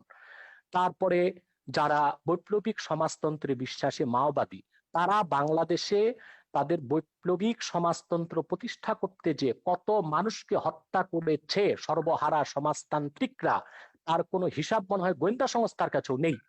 সেটার দায়িত্ব সমাজতন্ত্রকে দেওয়া হয় না, সেটার দায়িত্ব গণতন্ত্রকে দেওয়া হয় না, সেটার দায়িত্ব সেকুলারিজমকে দেওয়া হয় না। তাহলে ইসলামের লেবাস ধারণ করে, ইসলামের নাম ব্যবহার করে যারা অনইসলামিক কাজ করবে, সেটার দায় ইসলামের উপর আসবে কেন? সেজন্য ইসলামী রাষ্ট্র ব্যবস্থার বিরোধিতা করা হবে কেন? তৃতীয় যে বিষয়টি সম্মানিত অতিথি শাহরিয়ার কবির সাহেব বলেছেন, যে সংবিধানের বিরোধিতা করা যাবে না। জনগণের জন্য সংবিধান, সংবিধানের জন্য তো জনগণ নয়, জনগণের স্বার্থে বৃহৎ জনগোষ্ঠীর মতামতের ভিত্তিতে সংবিধান পরিবর্তন হতে পারে। যেমন আমাদের সংবিধানের মধ্যে মৌলিক অধিকার ৩য় ভাগের মধ্যে একটি কথা লেখা আছে, রাষ্ট্র ও গণজীবনের সর্বস্তরে নারী পুরুষের সমান অধিকার লাভ করবে। আমরা কি এটা করতে পেরেছি, বা এটা করা কি আদৌ সম্ভব হচ্ছে? যেখানে গণতন্ত্রের প্রসূতি বলা হয় যুক্তরাষ্ট্রকে, সে দেশটিও কি পেরেছে ধর্মনিরপেক্ষতার ভিত্তিতে সে দেশটিকে সাজাতে? মার্কিন যুক্তরাষ্ট্রের সংবিধানে লিখিত আছে কোন নন খ্রিস্টান যুক্তরাষ্ট্রের প্রেসিডেন্ট হতে পারবে না। এটা কি সাম্প্রদায়িকতা নয়? এটা কি ধর্মনিরপেক্ষতার মূলনীতির বিপক্ষে নয়? সে দেশের মধ্যে আরো সাংবিধানিক নিয়ম হচ্ছে, যুক্তরাষ্ট্রের প্রেসিডেন্ট যখন শপথ নেবেন বাইবেলে হাত রেখে শপথ নেবেন। এটি কি সাম্প্রদায়িকতার বিরোধী নয়? এবং এটা কি ধর্মনিরপেক্ষতার কনসেপশনের বিপক্ষে যায় না? ধর্মনিরপেক্ষতার যে তত্ত্ব পৃথিবীব্যাপী ছড়ানো হয়েছে, তার একমাত্র উদ্দেশ্য হচ্ছে ইসলামের রাজনৈতিক উত্থানকে ঠেকানো। যা আমরা দেখতে পাই পূর্বের একটি ভার্চুয়াল কনফারেন্সে আমি বলেছিলাম, ডক্টর হ্যান্টিংটনের দ্য ক্ল্যাশ অফ সিভিলাইজেশনে যে কথাটি স্পষ্ট হয়ে গিয়েছে। সে সেখানে লিখেছে 57টি মুসলিম রাষ্ট্রের রাজনৈতিক ইসলামী রাজনীতির উত্থানকে ঠেকাতে হলে জি, ধর্মনিরপেক্ষতাকে চাপিয়ে দিতে হবে। জি,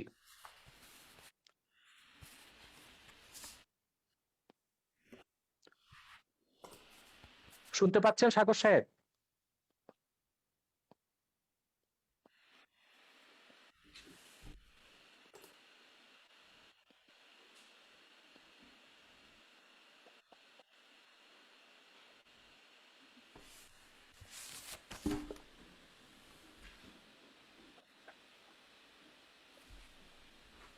জি, আমার কথা কি শুনতে পাচ্ছেন? আমার মাঝে মধ্যে একটু সমস্যা হচ্ছে শুনতে এখানে মনে পাচ্ছি, হচ্ছে। শুনতে পাচ্ছি। আরেকটি বিষয় আমি স্পষ্ট করে দিচ্ছি জি, যে আমি আহ, আমি ধ- আমি আপনার যে কাছে, জি, আমি একটু শেষ করি। ধর্মনিরপেক্ষতার মূল ভিত্তিতে জি, জি, জি, কোনো মুসলমান বিশ্বাস করতে পারে না। কারণ ধর্মনিরপেক্ষতার তিনটি সংজ্ঞা আমরা পেতে পারি। একটি হচ্ছে ধর্মহীনতা, আরেকটি হচ্ছে ইহজাগতিক।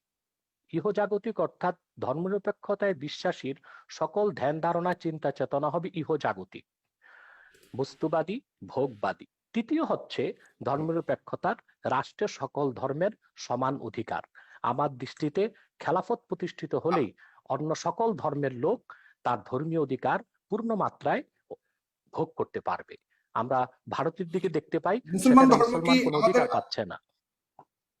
জি, জি, মুসলমান ধর্মকে আপনার কাছে প্রশ্নটি রেখে যাচ্ছি, এরপর আমি শাহরিয়ার কবির সাহেবের সাথে যাচ্ছি। আপনার কাছে প্রশ্নটা রেখে যাচ্ছি যে মানুষের স্বাধীনতা, বাক স্বাধীনতার কথা বলা হয়েছে, কিন্তু মানুষের ধর্ম চয়েসের স্বাধীনতাটা রয়েছে কিনা, বাই চয়েস। আমরা তো বাই বর্ন মুসলমান, কিন্তু অনেক প্রশ্ন উঠছে সে প্রগতিশীল সমাজ থেকে বা ইয়ে থেকে, যে বাই চয়েস কোনো ধরনের যখন ধর্ম পরিবর্তন বা গ্রহণ করা হয়, সেক্ষেত্রে আপনাদের অবস্থানটা কোথায়? আপনারা কিছু কিছু ক্ষেত্রে কঠোর হয়ে যান, বা সেখানেও বা মানুষের স্বাধীনতা বাই চয়েস ধর্ম পরিবর্তন করার স্বাধীনতা কতটুকু রয়েছে আমাদের দেশের মতো দেশে, সেখানে আপনি এটাকে কিভাবে দেখেন ইসলামিক আলোকে? জনাব শাহরিয়ার কবির, আপনি বলবেন দয়া করে।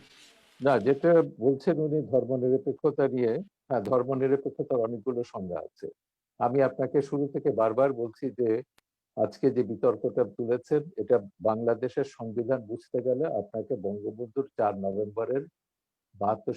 নভেম্বরে গণপরিষদে যে ভাষণটি দিয়েছেন, যেখানে তিনি ব্যাখ্যা করেছেন 4 মূলনীতিকে, এবং সেইটা আপনাকে পড়তে হবে। সেটা না পড়ে অক্সফোর্ড ডিকশনারিতে কি বলেছে, কোন ডিকশনারিতে কি বলেছে, এটা দিয়ে বুঝবে না। বঙ্গবন্ধু ধর্মনিরপেক্ষতা বলতে কি বুঝিয়েছে বাংলাদেশের প্রেক্ষিতে, সেটা আপনাকে বুঝতে হবে। প্রথমত, আমি এটা আমার বহু লেখাতে বলেছি, আমার অন্তত 1 ডজনের উপর বই আছে সংবিধান এবং এগুলো নিয়ে, বঙ্গবন্ধুর রাজনৈতিক দর্শন নিয়ে। আমি সেখানে পরিষ্কার বলেছি, বাংলাদেশের এই যে সংবিধানের 4 মূলনীতির মধ্যে 3টে মূলনীতির ব্যাপারে বঙ্গবন্ধু নতুন সংজ্ঞা দিয়েছে।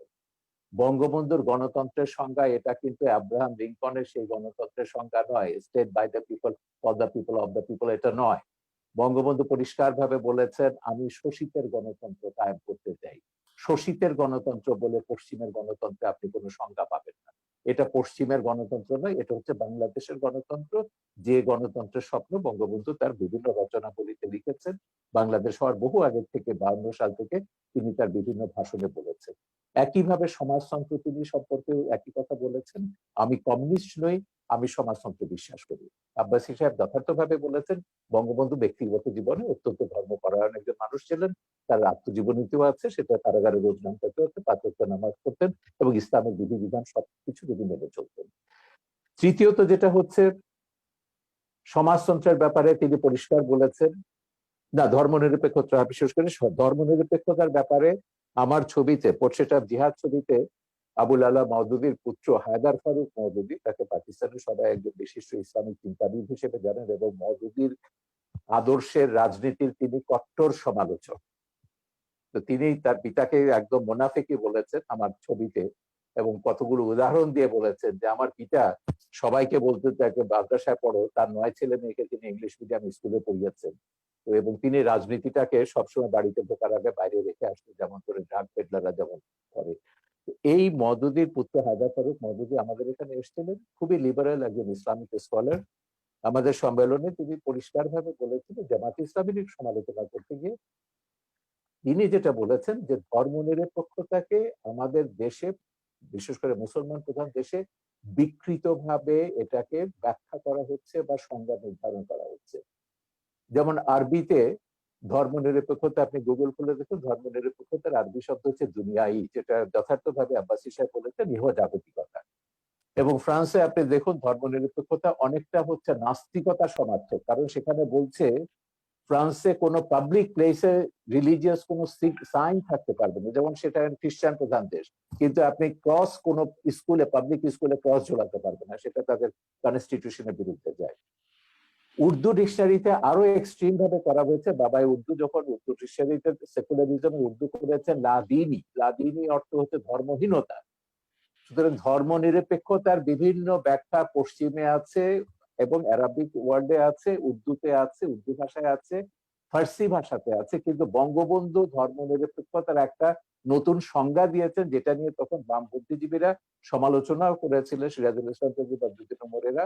তারা বলেছিলেন সেকুলারিজমের বাংলা হবে ইহজাগতিকতা, বঙ্গবন্ধু ভুলভাবে এটা ধর্মনিরপেক্ষতা করেছেন। আমার জবাব হচ্ছে বঙ্গবন্ধু জেনে বুঝে সেকুলারিজমের বাংলা ধর্মনিরপেক্ষতা করেছেন, কারণ বঙ্গবন্ধু ওই ইহজাগতিকতায় বিশ্বাস করেন না যেটা কমিউনিস্ট বা নাস্তিকরা যেটা করে। বঙ্গবন্ধু কমিউনিস্ট ছিলেন না, তিনি নাস্তিকও ছিলেন না, তিনি পুরোপুরি আস্তিক ছিলেন। ধর্ম তিনি বিশ্বাস করতেন, তিনি তার কন্যা সবাই ধর্মে বিশ্বাস করেন, কিন্তু ধর্মকে রাজনীতি থেকে পৃথক রাখতে হবে, এইটা ভাষণে তিনি পরিষ্কারভাবে উল্লেখ করেছেন এবং 72-এর সংবিধানে সেটা রাখা হয়েছে। বঙ্গবন্ধুকে হত্যার পর এগুলোর সংবিধানের, আমি বললাম যে পাকিস্তানিকরণগুলো হয়েছে বঙ্গবন্ধুকে হত্যার পরে, তার আগে নয়। এখন তার কন্যা ফিরে আসার পর 4 মূলনীতি ফিরে এসছে, কিন্তু 4 মূলনীতির ব্যাপারে বলা হচ্ছে, আমি গোটা সংবিধানের সমালোচনার কথা কখনো বলিনি। আমি বলেছি সংবিধানে রাষ্ট্রের 4 মূলনীতির বিরুদ্ধে কোনো কাজ করা যাবে না, কারণ এটা সংবিধান বলে দিচ্ছে।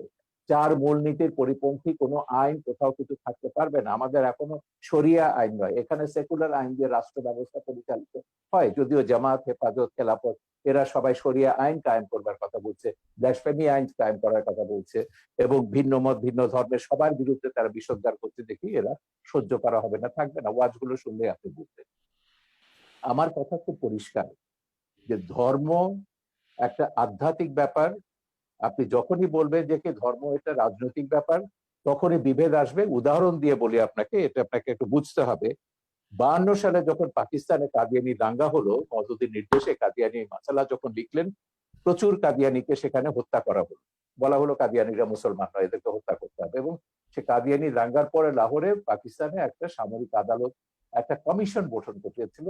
প্রথমে আদালত করা হয়েছিল, পরে কমিশন হয়েছে, জাস্টিস মুনির কমিশন এটার নাম ছিল। জাস্টিস মুনিরের নেতৃত্বে একটা কমিশন করা হয়েছিল।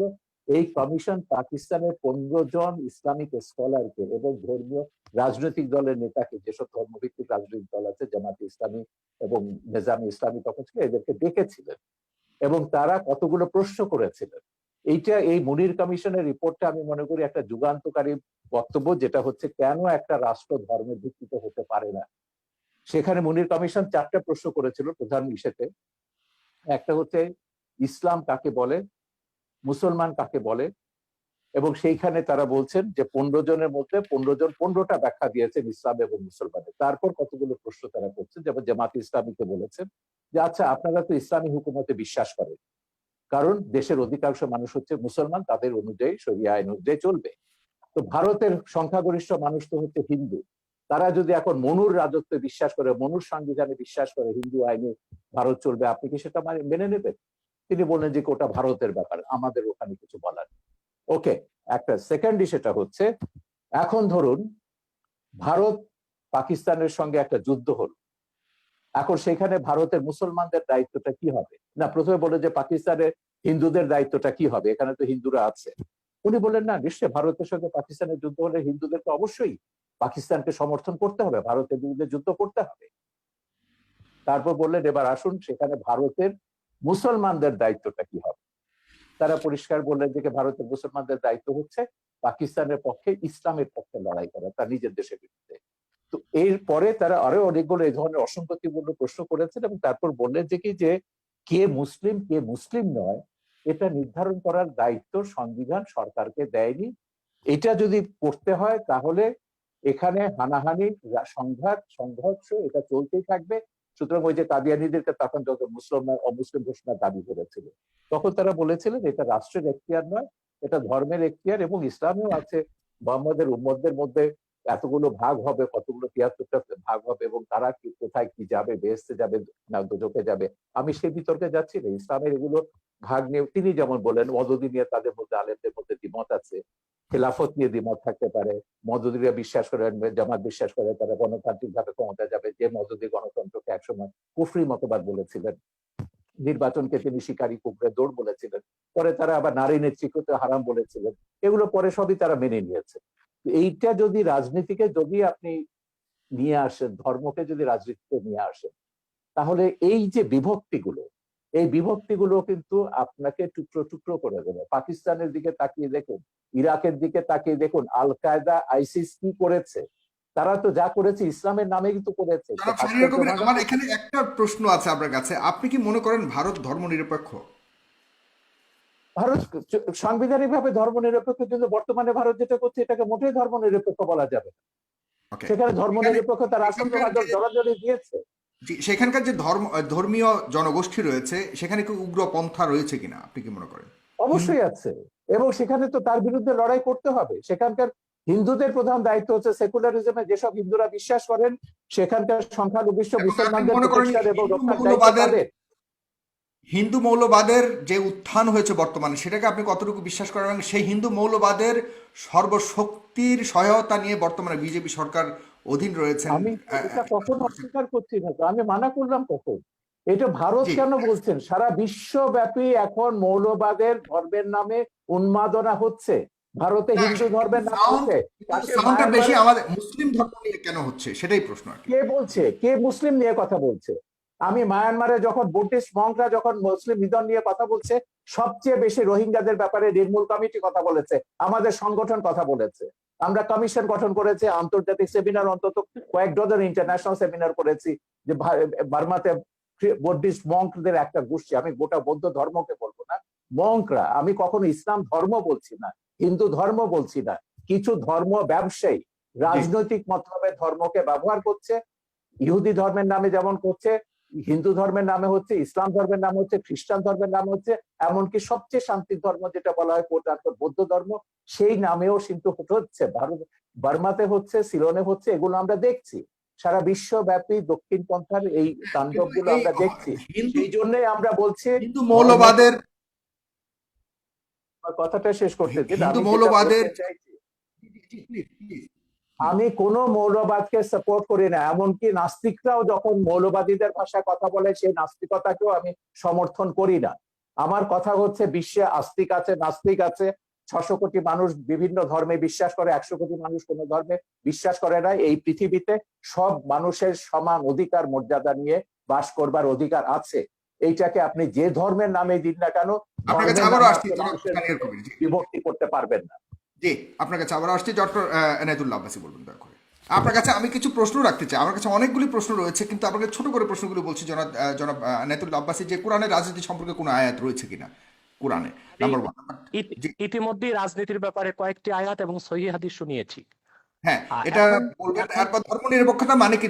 ধর্মহীনতা নয়, এটা কতটুকু ঠিক? কিছু বুদ্ধিজীবী বলে থাকে ইসলামের ব্যাখ্যা, আমি উত্তর দিচ্ছি। আপনি দিয়েন, আমি কিছু ইসলামের ব্যাখ্যা কি বাংলাদেশি আলেমদের কাছ থেকে নিব? ইসলামের ব্যাখ্যা না সাগর, কথা হচ্ছে সাগর আপনি প্রশ্নটাকে অন্যদিকে নিয়ে যাচ্ছেন। আমি ইসলামের ব্যাখ্যা শুনতে চাইছি না, আমি শুনতে চাইছি বঙ্গবন্ধু সেকুলারিজম সম্পর্কে সংবিধানে কি বলেছে। ওর প্রথম বাক্যটি হচ্ছে ধর্মনিরপেক্ষতা মানে ধর্ম। হ্যাঁ, আপনারটা বলবে। আমি পাশাপাশি অন্য কিছু প্রশ্ন আসছে, সেটাই আমি দিচ্ছি, উনি একসাথেই বলবেন সবগুলো। আপনাদের ইসলামীয় রাজনৈতিক উদ্দেশ্য কি, এবং এটা তো বলে গেছেন। জি, আপনি বলুন। জি, প্রথম কথা হচ্ছে তিনি একটি কথা স্বীকার করেছেন, ধর্মহীনতা বা সেকুলারিস্টের অর্থ ইহ জাগতিক, এই অর্থে বঙ্গবন্ধু বাংলাদেশে ধর্মনিরপেক্ষতা চাননি। যেহেতু ধর্মনিরপেক্ষতার আবিষ্কার কখন থেকে, এই তত্ত্বটা পৃথিবীকে কে দিল, এখানে স্পষ্ট ইতিহাসের মধ্যে আছে, secularism was first used by the British writer George Holyoake in 1851। 1851 সালে ব্রিটিশ লেখক তিনি জর্জ হলিওক তিনি প্রথম ধর্মনিরপেক্ষতার তত্ত্ব আবিষ্কার করেছেন। এখন সেই তত্ত্ব অনুযায়ী যদি বঙ্গবন্ধু ধর্মনিরপেক্ষতা না ধর্মহীনতা হয় কিংবা ইহজাগতিক একটিও না হয়, তাহলে তো ধর্মনিরপেক্ষতার সংজ্ঞাটি বদলে দেওয়া উচিত। যেহেতু তিনি বলে ধর্মনিরপেক্ষতার দিয়েছেন তো, তিনি সেকুলারিজমের তাহলে সংবিধানও ধর্মনিরপেক্ষতা এই নামটি না থাকা উচিত, সেটার ভিন্ন না একটি না, নাম হওয়া উচিত। আমি শেষ করি, একটু শেষ করি। যেহেতু বঙ্গবন্ধুর ধর্মনিরপেক্ষতার তত্ত্ব যারা আবিষ্কার করেছে তাদের সাথে মোটেও মিল নেই, অতএব সেই ধর্মনিরপেক্ষতা নামটি পরিবর্তন করে দিলে আমাদের দেশে সংঘাত কিংবা ইসলামী চিন্তাবিদদের সাথে জেনারেল শিক্ষিতদের দ্বন্দ্ব অনেকটাই কমে যায় এবং চিন্তার বিনিময় হয় ও বুঝার ক্ষেত্রে খুব সুবিধা হয়ে থাকে। দ্বিতীয় যে কথাটি শাহরিয়ার কবির সাহেব বলেছেন যে বারবার তিনি পাকিস্তানের প্রসঙ্গ আর মওদুদির প্রসঙ্গ টেনে আনেন। পাকিস্তান আমাদের কোন আদর্শ নয়, বা আবুল আলা মওদুদিও চিন্তা চেতনা বা ইসলামের সংজ্ঞা নেবার ক্ষেত্রে কোনো ধরনের আমাদের মডেল নয়, আদর্শ নয়। কাদিয়ানী সম্প্রদায় নিঃসন্দেহে অমুসলিম এবং কাফের, এটা কোরআন হাদিস এবং ইজমাই উম্মতের সর্বস্বীকৃত সিদ্ধান্ত অনুযায়ী প্রতিষ্ঠিত, কারণ তারা খাতমে নবুয়তকে বিশ্বাস করে না। আল্লাহ এক, আল্লাহর একত্বে কারো শরীক নাই। এরা হত্যার যোগ্য, তাই তো? শেষ করতে দেন, এদেরকে হত্যা করাটা বৈধ। একটু শেষ করছি আমি। দ্বিতীয়ত, হ্যাঁ হুজুর, যদি একটু সাপ্লিমেন্ট করে তাহলে সুবিধা হয়, আপনি সাথে সাথে জবাব দিতে পারবেন। শেষ করি, আমি শেষ করছি। আল্লাহ এক, আল্লাহর একত্বে কারো শরীক নেই। ঠিক সেভাবে মুহাম্মদ সাল্লাল্লাহু আলাইহি সাল্লামকে আল্লাহ তাআলা ১৫০০ বছর আগে প্রেরণ করে নবুয়ত ও রিসালাতের দরজা চিরতরে বন্ধ করে দিয়েছেন। ওনার পরে আজ পর্যন্ত কোনো প্রকারই নবী কিংবা রাসূল আসে নাই, কিয়ামত পর্যন্ত আসবে না। এটাকে বলা হয় আকীদায়ে খাতমে নবুয়ত। এই আকীদা খাতমে নবুয়তকে যে বিশ্বাস করবে না, নিঃসন্দেহে অমুসলিম এবং কাফের। সেজন্য কাদিয়ানী সম্প্রদায় অমুসলিম এবং কাফের, এটা ৫৭টি মুসলিম রাষ্ট্রের অধিকাংশ মুসলিম রাষ্ট্রেই সংসদীয়ভাবে বিল পাস করে ঘোষণা করা হয়েছে। দুঃখজনক আমাদের বাংলাদেশে এখনই হয়নি, কারণ বাংলাদেশে কাদিয়ানীদের পক্ষাবলম্বন করার জন্য প্রচুর বুদ্ধিজীবী নামের বুদ্ধি প্রতিবন্ধী আছে। এখন হত্যার কথা এসেছে, আমরা যদি পাকিস্তানের সেই সময়ের আন্দোলনটা দেখি, হযরত আল্লামা মাহমুদুল হাসান, মুফতি শফি সাহেব রহমতুল্লাহ সহ ইসলামী চিন্তাবিদগণ যখন আন্দোলন করেছেন, কাদিয়ানী বিরোধী আন্দোলনে ১০,০০০ মুসলমান শাহাদাত বরণ করেছে। আমি জানতে চাই, কাদিয়ানী কয়জনকে হত্যা করা হয়েছে পাকিস্তানে, তার কোনো হিসাব কি দিতে পারবেন শাহরিয়ার কবির সাহেব?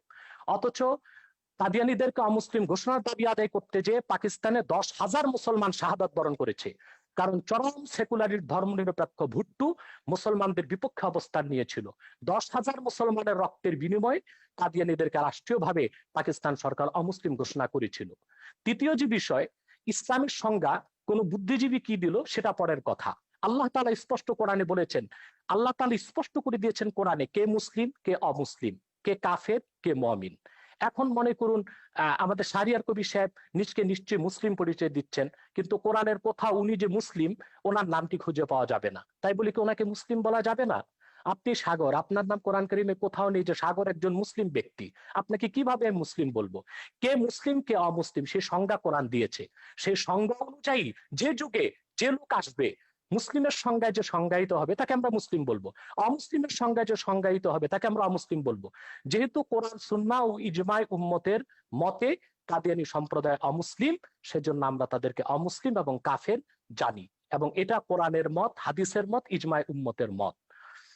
ধর্মনিরপেক্ষতার বিষয়ে বাংলাদেশের যে বিষয়টা আসছে, আবারও আমি বলবো, যেহেতু বঙ্গবন্ধু তিনি ধার্মিক লোক ছিলেন এবং তিনি পাশ্চাত্য ধর্মনিরপেক্ষতায় বিশ্বাসী ছিলেন না, ওনার ধর্মনিরপেক্ষতার সংজ্ঞা ভিন্ন ছিল, তাহলে সংবিধানে ধর্মনিরপেক্ষতা শব্দটি পরিবর্তন করে বঙ্গবন্ধুর মতাদর্শের জুৎসই একটি সংজ্ঞা দিয়ে দিলেই তো সুন্দর হয়ে যায়। চতুর্থ যে বিষয়টি শাহরিয়ার কবির সাহেব বলেছেন, মৌলবাদী।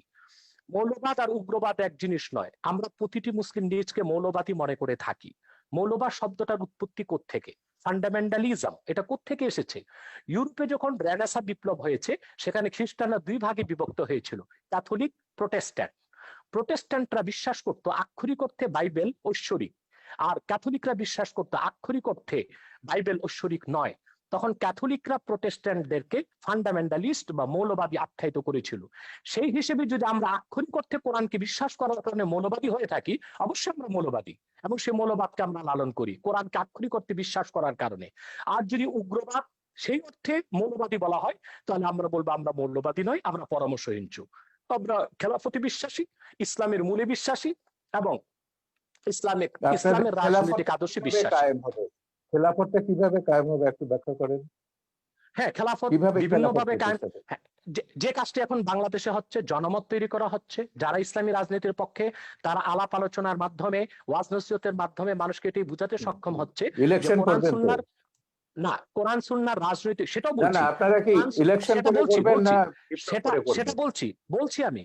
কোরআন সুন্নাহর রাজনৈতিক আদর্শ হচ্ছে শুধুমাত্র খেলাফত। প্রথম হচ্ছে থিওরিক্যাল, আমরা সেই থিওরিক্যাল বিশ্বাসটি মানুষের মধ্যে গড়ে তুলছি, একসময় মানুষ খেলাফতে বিশ্বাসী হবে। এখন যদি সেই খেলাফতকে প্রতিষ্ঠা করতে যে আমাদেরকে ইলেকশন করতে হয়, সেটা ইলেকশনকে খেলাফত সমর্থন করে না। কিন্তু শরীয়তের একটি অন্যতম উসুল হচ্ছে যে আয-যারুরাতু তুবিহুল মাহযুরাত। আরেকটি উসুল হচ্ছে আয-যারুরাতু তাতাকাদ্দারু বিকাদরি যারুরা। বিশেষ প্রয়োজনে, আপৎকালীন মুহূর্তে যা নিষিদ্ধ তা সাময়িক সময়ের জন্য করা যেতে পারে। অতএব ইলেকশনের মাধ্যমেও যদি রাষ্ট্র ক্ষমতায় যে ইসলামপন্থীগণ খেলাফতকে প্রতিষ্ঠিত করেন, তারপরে রাষ্ট্র ব্যবস্থার নীতি পরিবর্তন করার অথরিটি তারা পাবেন। তৃতীয় যে বিষয়টি আমি বলবো, যে আজকে সারা পৃথিবীতে গণতন্ত্র সমাজতন্ত্র ব্যর্থতার পরিচয় দিয়েছে। গণতন্ত্র সমাজতন্ত্র ধর্মনিরপেক্ষতা কাগজে কলমে আছে, বাস্তবতায় পৃথিবীর কোথাও নেই। বরং পৃথিবীর শক্তিশালী রাষ্ট্রগুলো এখন খেলাফত ব্যবস্থার দিকে ধাবিত হচ্ছে অঘোষিতভাবে, প্রচার না করে। যেমন মস্কোতে সোভিয়েত রাশিয়া ভেঙে যাবার পর এখন পুতিন ক্ষমতায় এসেছে, সে অনেকটা একনায়কতন্ত্রকে গ্রহণ করেছে। সেখানে গণতন্ত্রের দোহাই দিয়ে দীর্ঘমেয়াদী ক্ষমতায় সে আছে, অর্থাৎ একজন ব্যক্তিকে রাষ্ট্র পরিচালনায় তারা পছন্দ করে নিয়েছে, যেটা অনেকটা খেলাফতের কনসেপ্টের সাথে মিলে যায়।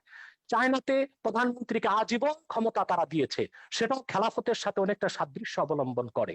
মূলত খেলাফত ব্যবস্থার মাধ্যমেই একটি কল্যাণময় রাষ্ট্র হতে পারে, এমন একটি রাষ্ট্র হতে পারে যেখানে ইসলামের সমান অধিকার সংরক্ষিত হতে পারে, পাশাপাশি অন্যান্য ধর্ম সমান অধিকার লাভ করতে পারে। খেলাফত 1300 বছর পৃথিবীকে নেতৃত্ব দিয়েছে। সেই খোলাফায়ে রাশিদিন, তাদের পরে খেলাফতে বনি উমাইয়া, খেলাফতে বনি আব্বাস, এবং অটোমান সাম্রাজ্য যেটাকে বলা হয় খেলাফতে উসমানিয়া, 1924 সাল পর্যন্ত বিশ্বকে নেতৃত্ব দিয়েছে। এমন কোন ইতিহাস পৃথিবীর কোথাও খুঁজে পাওয়া যাবে না তখন অন্য ধর্মের উপর নির্যাতন নিপীড়ন হয়েছে, অন্য ধর্মের মানুষের অধিকারকে ক্ষুণ্ণ করা হয়েছে। বাদশাহ আকবর যখন দ্বীন এলাহিকে প্রতিষ্ঠিত করেছিল ভারতে, পরবর্তীতে তার নাতি বাদশাহ আলমগীর যখন খেলাফতের অনেকটা কনসেপ্ট গ্রহণ করেছিল, ইসলামী শরিয়া ব্যবস্থাকে চালু করেছিল, বিধিবদ্ধ ইসলামের সংবিধান ফাতাওয়া হিন্দিয়া বা ফাতোয়া আলমগীরি সংকলন করেছিলেন, তখন ভারতে কোথাও কোন একটি হিন্দু মন্দিরের উপর আঘাত করা হয়নি, হিন্দুদের কোনো উপাসনালয়, কোনো ধর্মস্থানে আঘাত করা হয়নি। হিন্দুরা অত্যন্ত অবলীলায় এবং সুন্দরভাবে তাদের ধর্ম পালনের সুযোগ পেয়েছে। অথবা খেলাফত রাষ্ট্র প্রতিষ্ঠিত হলেই অন্য ধর্মের মানুষ তার ধর্মীয় অধিকার পালন করতে পারে এবং সুযোগ সুবিধা গ্রহণ করতে পারে, এবং পৃথিবীকে একদিন আবার ফিরে আসতে হবে খেলাফতের দিকেই, এবং মুসলিম বিশ্বগুলো আবার খেলাফতের দিকে ফিরে আসবে, সেটাও একটি চিরন্তন সত্য কথা। আপনাকে অনেক ধন্যবাদ। প্রায় 20,000 মানুষ এই মুহূর্তে একসাথে আমাদের অনুষ্ঠানটি দেখছে।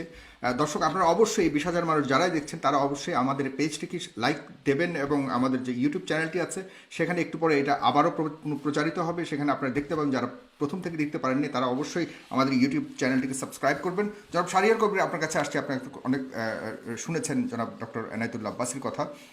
আপনার কাছে আমি আরেকটি প্রশ্ন করতে চাই যে আপনি ধর্মীয় আলোকে শিক্ষা ব্যবস্থার ঘোর বিরোধিতা করেছেন এবং কিছু কিছু বিষয়ে আপনি অনেক আপত্তি তুলেছেন বিভিন্ন সময়ে।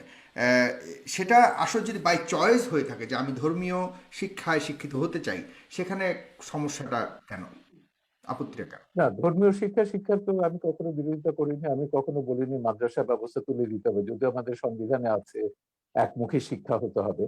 আমরা বলেছি বিশেষ করে কওমি মাদ্রাসা নিয়ে, যে কওমি মাদ্রাসায় যারা পড়ে, আমাদের দেশের গরিব মানুষের ছেলেরা এখানে পড়ে, এতিমরা পড়ে এখানে, কারণ এই একটা বৃহৎ সংখ্যক ছাত্র বা তরুণ গোষ্ঠীকে আমরা কেন ওই উগ্র মৌলবাদীদের জিম্মি করে রেখে দেবো? এখানকার ক্যারিকুলামে কিন্তু আমাদের কোনো হাত নেই। এরা বাংলাদেশের মুক্তিযুদ্ধের ইতিহাস জানে না।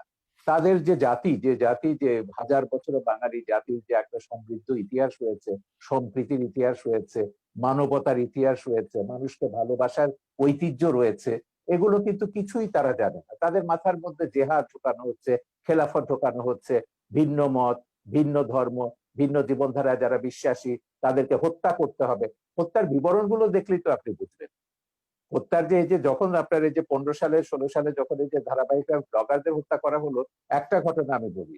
ব্লগার বাবুকে যে হত্যা করেছিল, যে সে দুটো মানুষ, যে একজন হিজড়া একজন ফেরিওয়ালা তাকে উদ্ধার জড়িয়ে ধরেছিল, আটকে ছিল, সেই ছেলেটা সেও একটা তরুণ, মাদ্রাসা থেকে মাত্র বেরিয়েছে। সেই তরুণকে জিজ্ঞাসাবাদে জিজ্ঞেস করলো, কেন তুমি বাবুকে হত্যা করছো? ও বলে, আমার হুজুর আমাকে বলেছেন, উস্তাদ আমাকে বলেছেন। বলে, তুমি বাবুর কোনো লেখা পড়েছো? বলে, না, পড়িনি। সেই ছেলেটা জিজ্ঞাসাবাদে বলছে, বাবুর সে কোনো লেখা পড়ে, বাবু নামটা তার কাছে পরিচিত ছিল না, বাবুর কোনো ছবি সে দেখেনি, পোস্ট পড়েনি। এবং যেহেতু হুজুর বলেছেন সেই ইসলাম বিরোধী এবং সে মুরতাদ, তাকে হত্যা করতে হবে, এবং সেই বিশ্বাসে সে হত্যা করেছে। এই উন্মাদনাগুলো কিন্তু এদের মাথার মধ্যে ঢোকাচ্ছে সেই মাদ্রাসা থেকেই। এটা নিয়ে বহুত লেখা আমাদের আছে। দেশে এবং কোথাও ঢুকাচ্ছে? আপনি কোনো প্রমাণ আছে আপনার কাছে আমাদের দেশে কোথাও ঢুকাচ্ছে কিনা এরকম ধরনের? আমরা 2013 সালে হেফাজত জামাতের এই তাণ্ডবের পরে একটা শ্বেতপত্র বার করেছি, 1000টা মাদ্রাসা, কওমি মাদ্রাসায় তদন্ত করেছি, এবং আমাদের যে এবং ওই রাতে কারা কতজনকে হত্যা করা হয়েছিল সেটা রিপোর্ট আমাদের শ্বেতপত্রে আছে, যেটা হেফাজত পর্যন্ত চ্যালেঞ্জ করেনি। সেদিনও দেখলাম ওই বিতর্কে হেফাজতের এক নেতা বলছেন যে হ্যাঁ, নির্মূল কমিটি যে শ্বেতপত্র বের করেছে সেটাকে তারা অথেন্টিক মনে করেন। কিন্তু সেই শ্বেতপত্রে আমরা দেখিয়েছি আমাদের কওমি মাদ্রাসাগুলোতে তারা জাতীয় সঙ্গীত গায়। কেন? এটা প্রথমে বলছে এটা হচ্ছে সঙ্গীত হচ্ছে হারাম, ইসলামের গান গাওয়ার বিধান নেই। কেউ বলছে এটা হিন্দুর লেখা, কেউ বলছে এটা ভারতীয়র লেখা, এখানে কওমি তারানা হতে হবে, ইসলামী জোশের গান হতে হবে, তবে তারা গাইবে। তো এখন একটা কথা ভাবুন, যে তার ইতিহাস জানে না, যে তার মুক্তিযুদ্ধের কথা জানে না, তার ও গৌরব জানে না, তার মাথার মধ্যে তো আপনি ঢুকিয়ে দেবেন যে সিরিয়াতে সব এই যে মুসলমানদের মেরে সাফ করতে যাচ্ছে, করে ফেলছে, আফগানিস্তানের সব মুসলমান মেরে সাফ করে ফেলছে কমিউনিস্টরা বা অন্যরা, ওই শিয়ারা, ওখানে আসাদের লোকেরা, তোমরা ওখানে যাও, গিয়ে জেহাদ করো। তো তরুণরা কিন্তু এভাবে বিভ্রান্ত হচ্ছে, জেহাদে যাচ্ছে, এবং অনেক বাবা মার কোল খালি হচ্ছে, তারা জানে না তাদের ছেলে কোথায় গিয়ে কোথায় মারা যাচ্ছে, বাট এটাকে তারা জেহাদ কিন্তু মনে করে, ইসলামিক বাংলাদেশে, একটা। জনাব শাহরিয়ার, বাংলাদেশের যতগুলি এই উগ্রপন্থা বলে আমরা যতগুলি ঘটনাকে আমরা চিহ্নিত করার চেষ্টা করেছি, সেখানে সব কিন্তু আমাদের সাধারণ ইসলামিক মিডিয়ামের, সরি, ইংলিশ মিডিয়ামের ছাত্রছাত্রীরা জড়িত পাওয়া গেছে বিভিন্ন না, তদন্তে। সরি, সরি, সেটা আপনি কয়েকটা করের কথা বলতে পারবেন। আপনি কওমি মাদ্রাসার পাঠ্যপুস্তকটা দেখুন। ইংলিশ মিডিয়াম কেন, আমি তো ইউরোপের কথা বলেছি। সিরিয়াতে জেহাদ করতে গেছে, সেখানে 5000-এর ওপর সাদা ইউরোপিয়ান মুসলিম, ন মুসলিম, তারা গেছে। তারা কি জন্য? তাদের কয়েকজনের সঙ্গে আমি কথা বলেছি, আমার ছবিতে তাদের ইন্টারভিউ আছে। তারা বলছে it was an adventure, they were killing bad guys and we were the good guys, went there to kill the bad guys. এই যে গেম গুলো তারা খেলছে, bad guys will be killed by the good guys, এই adventure থেকে তারা বলছে। আমাকে একটা ছেলে বলছিল, সে আবার ইন্ডিয়ান ছবি দেখে, বলে তার হিরো ছিল শাহরুখ খান। বলে, দেখো শাহরুখ খান তো ওখানে দামি একটা রাইফেল নিয়ে এসে যুদ্ধ করছে বা হিরোইজম দেখাচ্ছে, আমি সিরিয়াতে জেহাদ করতে গেছি, I will be having a real AK-47। So এইটা হচ্ছে এক ধরনের উন্মাদনা মানুষের মগজে তৈরি করা হয়েছে, এবং সেই উন্মাদনার কারণে এরা গেছে সেখানে জেহাদ করে, তারপর অনেকে ফিরে এসছে, অনেকে মারা গেছে। কিন্তু এই যে উন্মাদনাটা আপনি তৈরি করে দিচ্ছেন সারা পৃথিবীর তরুণ সম্প্রদায়ের মধ্যে, আজকে তো ইন্টারনেটের প্রযুক্তির কারণে আপনি এইগুলো, এই উন্মাদনা, আমার কথা হচ্ছে খুব পরিষ্কার, আপনি শান্তিপূর্ণভাবে আপনার ধর্ম প্রচার করুন, পালন করুন। কেন একজনকে বাধ্য করবেন? কেন বলবেন সে ধর্ম ছেড়ে চলে গেছে তাকে গলা কাটতে হবে? আমার নামে জামাত বলেন, এই সমস্ত তথাকথিত মৌলবাদীদের হাজারটা ফতোয়া রয়েছে ইউটিউবে, ফেসবুকে, কিভাবে আমাকে জবাই করতে হবে, এবং সেটা ধারালো তরবারি দিয়ে না, বলেছে ঘাড়ের উপর দিয়ে করতে হবে, বোতা তরবারি দিয়ে। এগুলো তো সব আমরা জাহানারা ইমামের আন্দোলনের শুরু থেকে দেখছি, যে তাদেরকে মুক্তার কাফের ট্যাগ লাগিয়ে দাও, ট্যাগ লাগিয়ে তাদেরকে হত্যা করো। উনি যেমন বললেন যে শারিয়ার কবির তো ইসলাম, মুসলমান নয়, মুক্তাদ। এখন এই জিনিসটা হচ্ছে, আমি এইগুলো পরিষ্কারভাবে বলেছি, আমি মুসলমান কি মুসলমান না কোন বান্দাকে আমি দায়িত্ব দেইনি সেকে প্রমাণ করবার জন্য বা আমাকে ট্যাগ লাগাবার জন্য। আমি যদি মুসলমান না হই, আল্লাহ আমাকে শাস্তি দেবেন। আল্লাহ ছাড়া আর কারো বিধান এই বিষয়ে কে মুসলমান নয় কোন বান্দার বিধান আমি প্রগতিশীল সমাজ থেকে যে দাবি করা হচ্ছে কে মুসলমান নয় কে মুসলমান, সেক্ষেত্রে সেটাকেও আপনি কিভাবে দেখছেন? মানে মানে কোন প্রগতিশীল আমরা সমাজের দাবি আমরা করছি? আমরা অনেক সময় বলে থাকি বুদ্ধিজীবী সম্প্রদায় থেকে বা আমাদের যারা সেখান থেকে বড় থাকে না, এরা রিয়াল মুসলমান নন, এরা উগ্রবাদী। সেই জিনিসটুকু নির্ধারণ করার দায়িত্ব কার? আমরা সবসময় বলেছি ইসলাম একটা শান্তির ধর্ম। হ্যাঁ, ইসলামকে যখনই আপনি সন্ত্রাসের সমর্থক করবেন, যখনই এই যে আমি আসছি মামুনুল ওদিকে। হকের বাবা কি বলেছিলেন, মামুনুল হকের বাবা বাবরি মসজিদ যখন ভাঙলো, মামুনুল হকের বাবা তখন বললেন কি, আজিজুল হক, ইসলাম নামক বৃক্ষটির গোড়ায় পানি নিয়ে রক্ত ঢালতে হবে। তারপর দিন আমি এটা নিয়ে প্রতিবাদ করলাম, আমি বললাম আচ্ছা, ইসলাম কি ড্রাকুলার ধর্ম? রক্ত পান করে ইসলামকে জীবিত হতে হবে? তাই খ্রিস্টান মিথোলজির মধ্যে যে ড্রাকুলা ক্যারেক্টারটা আছে, এটা পিশাচের ধর্ম, ড্রাকুলা তো একটা পিশাচ। আমার কথা হচ্ছে সেইটাই, শান্তির ধর্ম ইসলামকে কে সন্ত্রাসের ধর্মে রূপান্তরিত করেছে? এই আল কায়দারা, এই আইএসআইএসরা, এই জামাতি আমি আপনার কাছে ওহাবি মৌলবাদী সন্ত্রাসী সালাফি, এরাই ইসলামকে সন্ত্রাসের ধর্ম পরিণত করেছে। আমি ইসলাম নিয়ে কথা বলছি, সব ধর্মের ব্যাপারে আমি বলছি, মৌলবাদ আপনি আপনার ব্যক্তিগত জীবনে রাখুন, সেটাকে আমার উপর চাপাতে যাবেন না, রাষ্ট্রের উপর এটাকে চাপাতে যাবেন না। আমি এখানে মানুষ আমি আপনার কাছে মানুষ আবারও হিসেবে আসছি, শারীরিক করবে। আমরা অনুষ্ঠানের প্রায় শেষ প্রান্তে, আমরা খুব ছোট করে আরো কিছু মন্তব্য নেব এবং অনেকেই মন্তব্য করেছেন। দর্শক, আপনাদের মন্তব্য থেকে আমি কিছু মন্তব্য নেব একটু পরেই। অবশ্যই আপনারা শেয়ার করবেন অনুষ্ঠানটিকে, তাহলে অনেকেই দেখতে পাবে। আইএস নিয়ে কথা হয়েছে, আইএস নিয়ে এই মাত্র ডক্টর শাহরিয়ার কবির কথা তুলেছেন। সেখানে অসংখ্য মুসলমান হত্যা করা হয়েছে, জনাব ডক্টর এনায়েতুল্লাহ আব্বাসী। এই যে মুসলমানরা নিজেরা আরেকটা মুসলমানকে হত্যা করা বা কোনো, এটা কোনোভাবে কি জাস্টিফাইড কিনা ধর্মীয় আলোকে? ধন্যবাদ, ধন্যবাদ সাগর আপনাকে। কিন্তু শাহরিয়ার কবির সাহেবের একটি প্রশ্নের উত্তর দিয়েই কথাটি শুরু করা উচিত মনে করছি। তিনি বলেছেন কে মুসলিম কে অমুসলিম এই অথরিটি একমাত্র আল্লাহ তাআলার। আমি তাকে তাৎক্ষণিক প্রশ্ন করছি এবং উত্তরটি তিনি তার ফ্লোর যখন পাবেন তখন দিবেন, যে কোন ব্যক্তি যদি বাংলাদেশের স্বাধীনতা সার্বভৌমত্বকে অস্বীকার করে, সংবিধান অনুযায়ী সে লোকটি রাষ্ট্রদ্রোহী এবং রাষ্ট্রদ্রোহী হিসেবে তার শাস্তি হবে। কিন্তু সংবিধানে সেই রাষ্ট্রদ্রোহীর নাম লেখা থাকার প্রয়োজন নেই। ঠিক সেভাবে কে কাফের কে মমিন, কে মুসলিম কে অমুসলিম, তা আল্লাহ কর্তৃক প্রেরিত সংবিধান কোরআন কারীমের মধ্যে স্পষ্ট করে দেওয়া হয়েছে। অতএব কোরআন কারীমের বিধান অনুযায়ী উলামায়ে কেরাম কে কাফের সেটা বলেন, কে মুসলিম সেটা বলেন। এটা একটি স্পষ্ট বিষয়। খুবই স্থূল চিন্তার, সূক্ষ্ম চিন্তার প্রয়োজন নেই, স্থূল চিন্তাধারীও কথাটি বুঝতে পারে। কোন ব্যক্তি যদি স্বাধীনতা সার্বভৌমত্ব অস্বীকার করে, এখন তাকে যদি আমাকে রাষ্ট্রদ্রোহী বলে, সে যদি বলে কিছু যে কিছু সংবিধান প্রশ্ন আমার সাথে নামে সাথে আমরা লেখা নেই। নিতে পারি। আমরা শাহরিয়ার কবির কিছু জিজ্ঞাসা একটু করতে শেষ চাচ্ছেন, করছি, আপনি শেষ যদি করছি, নেন তাহলে আপনার কথা শেষ বলতে করছি। সুবিধা হবে। আমি একটু শেষ করছি, আবার শুনবো। অতএব কোরআন কারিমে আল্লাহ স্পষ্ট বলে দিয়েছেন, মা ইউজাদুলু ফি আয়াতিল্লাহি ইল্লাল্লাযিনা কাফারু। আল্লাহর কোরআনের আয়াতে যে সন্দেহ করে, অস্বীকার করে, সে কাফের ছাড়া কিছুই নয়। এখন কোরআন কারিমের 6666 খানা আয়াতের কোন একটি আয়াতকে কেউ যদি অস্বীকার করে, আল্লাহর সিদ্ধান্ত অনুযায়ী আমি তাকে কাফের বলবো। তাকে যে কাফের বলবে না, সেও কাফের হয়ে যাবে। তবে তার শাস্তি কি হবে সেটাও কোরআন নির্ধারণ করে দিয়েছে, হাদিস নির্ধারণ করে দিয়েছে। দ্বিতীয় যে কথা তিনি বলেছেন আইএস এর কথা, জিহাদের কথা, সবচেয়ে আফসোসের বিষয়, জিহাদ সম্পর্কে ইসলাম কি বলে আমাদের ধারণাটা মোটেও নেই। আইএস কে আমরা প্রকৃত মুসলিম তো মনেও করি না। সেটা কি মুসলমান দায়ী? আইএস এর প্রতিটি অস্ত্রের গায়ে লেখা ছিল, অস্ত্রের গায়ে, it is the property of United state of America. Is এর অস্ত্রগুলো আমেরিকার দেওয়া। ইসলাম মুসলমানের চিরশত্রু আমেরিকা জিহাদ করার জন্য আইএস কে অস্ত্র দিবে কেন? তাতেই তো বোঝা যায় বাল মে কুছ কালা হয়, কালা হয়। সন্ত্রাস ছড়িয়ে তার দায়ভার ইসলামের উপর দেওয়ার একটি নিউ কনজারভেটিভ ইহুদি খ্রিস্টানদের রক্ষণশীল সমাজের একটি অপচেষ্টা ছাড়া আর কিছু নয়। কিন্তু সবচেয়ে বড় কথা হচ্ছে, যারা অস্ত্র হাতে মধ্যপ্রাচ্যে জিহাদ করছে তাদেরকে আমরা সন্ত্রাসী বললাম, কিন্তু সেই সন্ত্রাস তৈরির পিছনে যারা ক্ষেত্র প্রস্তুত করলো তাদেরকে আমরা অপবাদ দিচ্ছি না কেন? আমেরিকা ইরাকে হামলা করেছে, অজুহাত ছিল সেখানে কেমিক্যাল উইপন আছে, রাসায়নিক অস্ত্র আছে। একটি স্বাধীন সার্বভৌম দেশকে তছনছ করে দিল। মাটির সাথে মিশিয়ে দিল, কিন্তু তদন্তে দেখা গেল এক ফোঁটা কেমিক্যাল উইপন সেখানে পাওয়া যায়নি। এখন সেখানে ইরাকের মুসলমানরা যদি তাদের স্বাধীনতা সার্বভৌমত্বের জন্য, তাদের অধিকারকে রক্ষার জন্য অস্ত্র হাতে তুলে নেয়, সেই জিহাদ সন্ত্রাস হয়ে যাবে? এতটা অযৌক্তিক অবিচার কোনো মানুষ তো মেনে নিতে পারে না। ফিলিস্তিনে মুসলমান বসবাস করতে আজকে পারছে না, ইসরায়েলি সন্ত্রাসীদের কারণে বাইতুল মুকাদ্দাসে মুসলমান নামাজ পড়তে পারছে না। সেখানে মুসলমান যদি তার অধিকারকে সংরক্ষণ করার জন্য, অধিকারকে আদায় করার জন্য অস্ত্র হাতে তুলে নেয়, সেটা সন্ত্রাস হয়ে যাবে। সারা বিশ্বব্যাপী জাতিসংঘের তত্ত্বাবধানে সন্ত্রাসকে ছড়ানো হচ্ছে।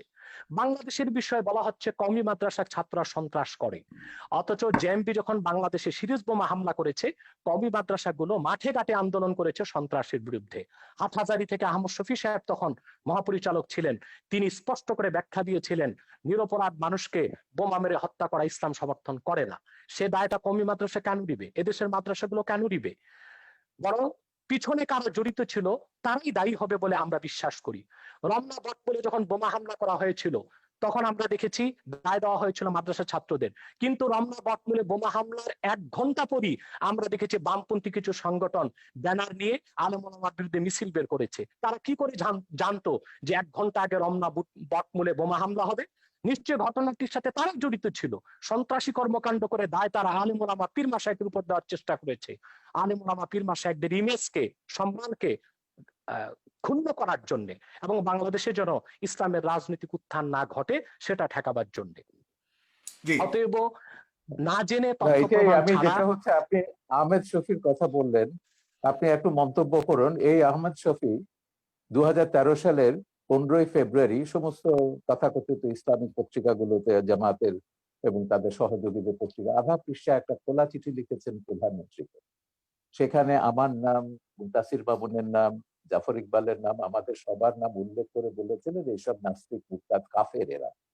এবং তারপর যেটা ব্লগারদের বিরুদ্ধে তিনি তার ঘাতকদেরকে লেলিয়ে দিলেন, তারপর তো সিরিজ অফ ব্লগার হত্যা আমরা দেখলাম, এবং প্রত্যেকে তারা বলেছে, এবং যারা ওই যে ইয়েটা করেছে, এই হলি আর্টিজান ঘটিয়েছে, তারাও বলেছে তারা জাকির নায়কের ওয়াজ শুনে এবং আহমদ শফির ওয়াজ শুনে তারা এগুলো করেছে। ধর্ষণের ব্যাপারে তিনি যেটা বলেছেন, ধর্ষণটা বেড়েছে কেন? আহমদ শফির সেই ওয়াজ কি আমরা ভুলে গেছি? এখনো ইউটিউবে আপনি পাবেন যে গার্মেন্টস এর মেয়েদেরকে তিনি ঘর থেকে বেরোতে মানা করছেন, ঘর থেকে বেরোলে পুরুষের লালা ঝরবে, এবং যে পুরুষের লালা ঝরবে না সে পুরুষ নয়, তাদেরকে প্রকারান্তরে যে গার্মেন্টস এর মেয়েদেরকে জেনাকারিনী বলছে, যে এরা বাইরে যায় জেনা করবার জন্য। এবং আমার ওই ছবি তো ওখানে আছে, একজন এসে বলেছেন যে ইসলামী আইন অনুযায়ী তিনি প্রমাণ ছাড়া এমন কথা বলতে পারেন না, সেই অনুযায়ী তার 80টা দৌড়াপেক হবে। আমি সেইখানে যাচ্ছি না, আমার কথা হচ্ছে দিস ইজ বাংলাদেশ, এটা বাংলাদেশ। এখানে এখনো ইসলামী হুকুমত কায়েম হয়নি, এখনো কোরআনের আইন কায়েম হয়নি। বাংলাদেশ চলবে বঙ্গবন্ধু যে সংবিধান দিয়ে গেছেন সেই সংবিধান অনুযায়ী। যেদিন আপনারা খিলাফত কায়েম করবেন সেদিন আপনাদের কোরআনের আইন কায়েম করুন, আমাকে 100 বার আপনারা হত্যা করুন, তাতে কিছুই যায় আসে না। কিন্তু কথা হচ্ছে যতক্ষণ পর্যন্ত এটা বাংলাদেশ আছে, ততক্ষণ পর্যন্ত বাংলাদেশের সংবিধানের মূলনীতি আপনাকে বিশ্বাস করতে হবে, আমার বাঙালিত্বের চেতনাকে বিশ্বাস করতে হবে।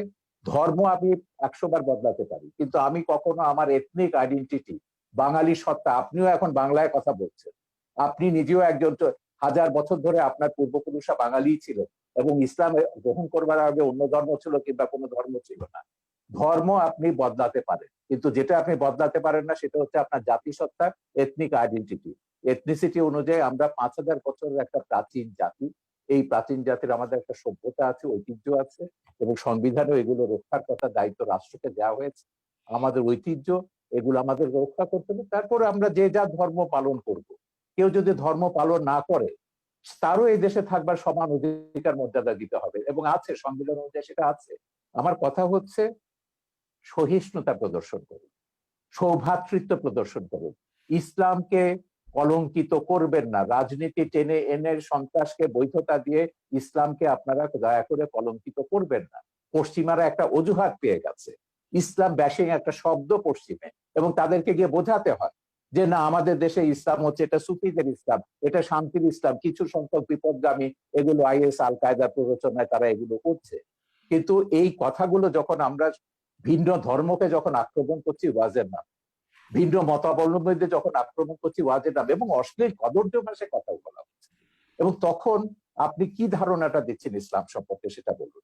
এবং সেইটার যদি বদলা যদি ভারতের হিন্দু মৌলবাদীরা নেয় কিংবা বারবার বুদ্ধিস্ট মৌলবাদীরা নেয়, সেটার আপনি কি জবাব দেবেন? এই জন্য আমি বলি যে বিশ্বের 57টা দেশে মুসলমানরা মেজরিটি, মাইনরিটির রেসপেক্ট করুন, সমান অধিকার মর্যাদা দিন, জি তাদেরকে ওইভাবে ফতোয়া দিয়ে তাদেরকে হত্যা বা আঘাত করবার ক্ষেত্র তৈরি করবেন না, তাদেরকে প্ররোচিত করবেন না কাউকে যে না শাহরিয়ার কবিরকে হত্যা করলে তুমি বেহেশতে যাবে।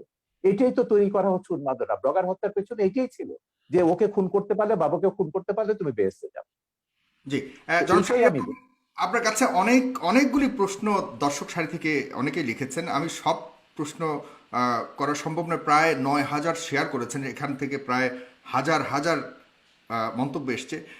কেউ কেউ লিখেছেন, যেমন এম বাসিত আশরাফ, তিনি লিখেছেন পৃথিবীতে, শাহরিয়ার কবির সাহেবের কাছে প্রশ্ন করেছেন, পৃথিবীতে প্রথম মানবাধিকার এবং নারীদের সম অধিকারের প্রতিষ্ঠা তাকে উনি কি জানেন পশ্চিমা বিশ্বের দার্শনিকেরা পৃথিবীর শ্রেষ্ঠ মানব দরদী মানুষ হিসেবে কাকে স্বীকৃতি দেয়? ডেফিনেটলি তিনি কাকে মিন করেছেন আপনি জানেন। সেক্ষেত্রে আপনার বক্তব্য জানতে চেয়েছে এই একজন লেখক। এরপরে রয়েছেন কাফায়েতুল্লাহ সাহেব, আপনার মুক্তিযুদ্ধের অবদান সম্পর্কে জানতে চেয়েছে। এরপরে লিখেছেন, বাংলাদেশের স্বাধীনতা আন্দোলনে যারা যুদ্ধ করেছে তারা কি সবাই স্বাধীনতা বুঝতো? তারা কি জেনে শুনে সবাই মুক্তিযুদ্ধে অংশগ্রহণ করেছে? তাহলে নাস্তিকের বিরুদ্ধে আন্দোলন করতে হলে সবাইকে জানতে হবে কেন?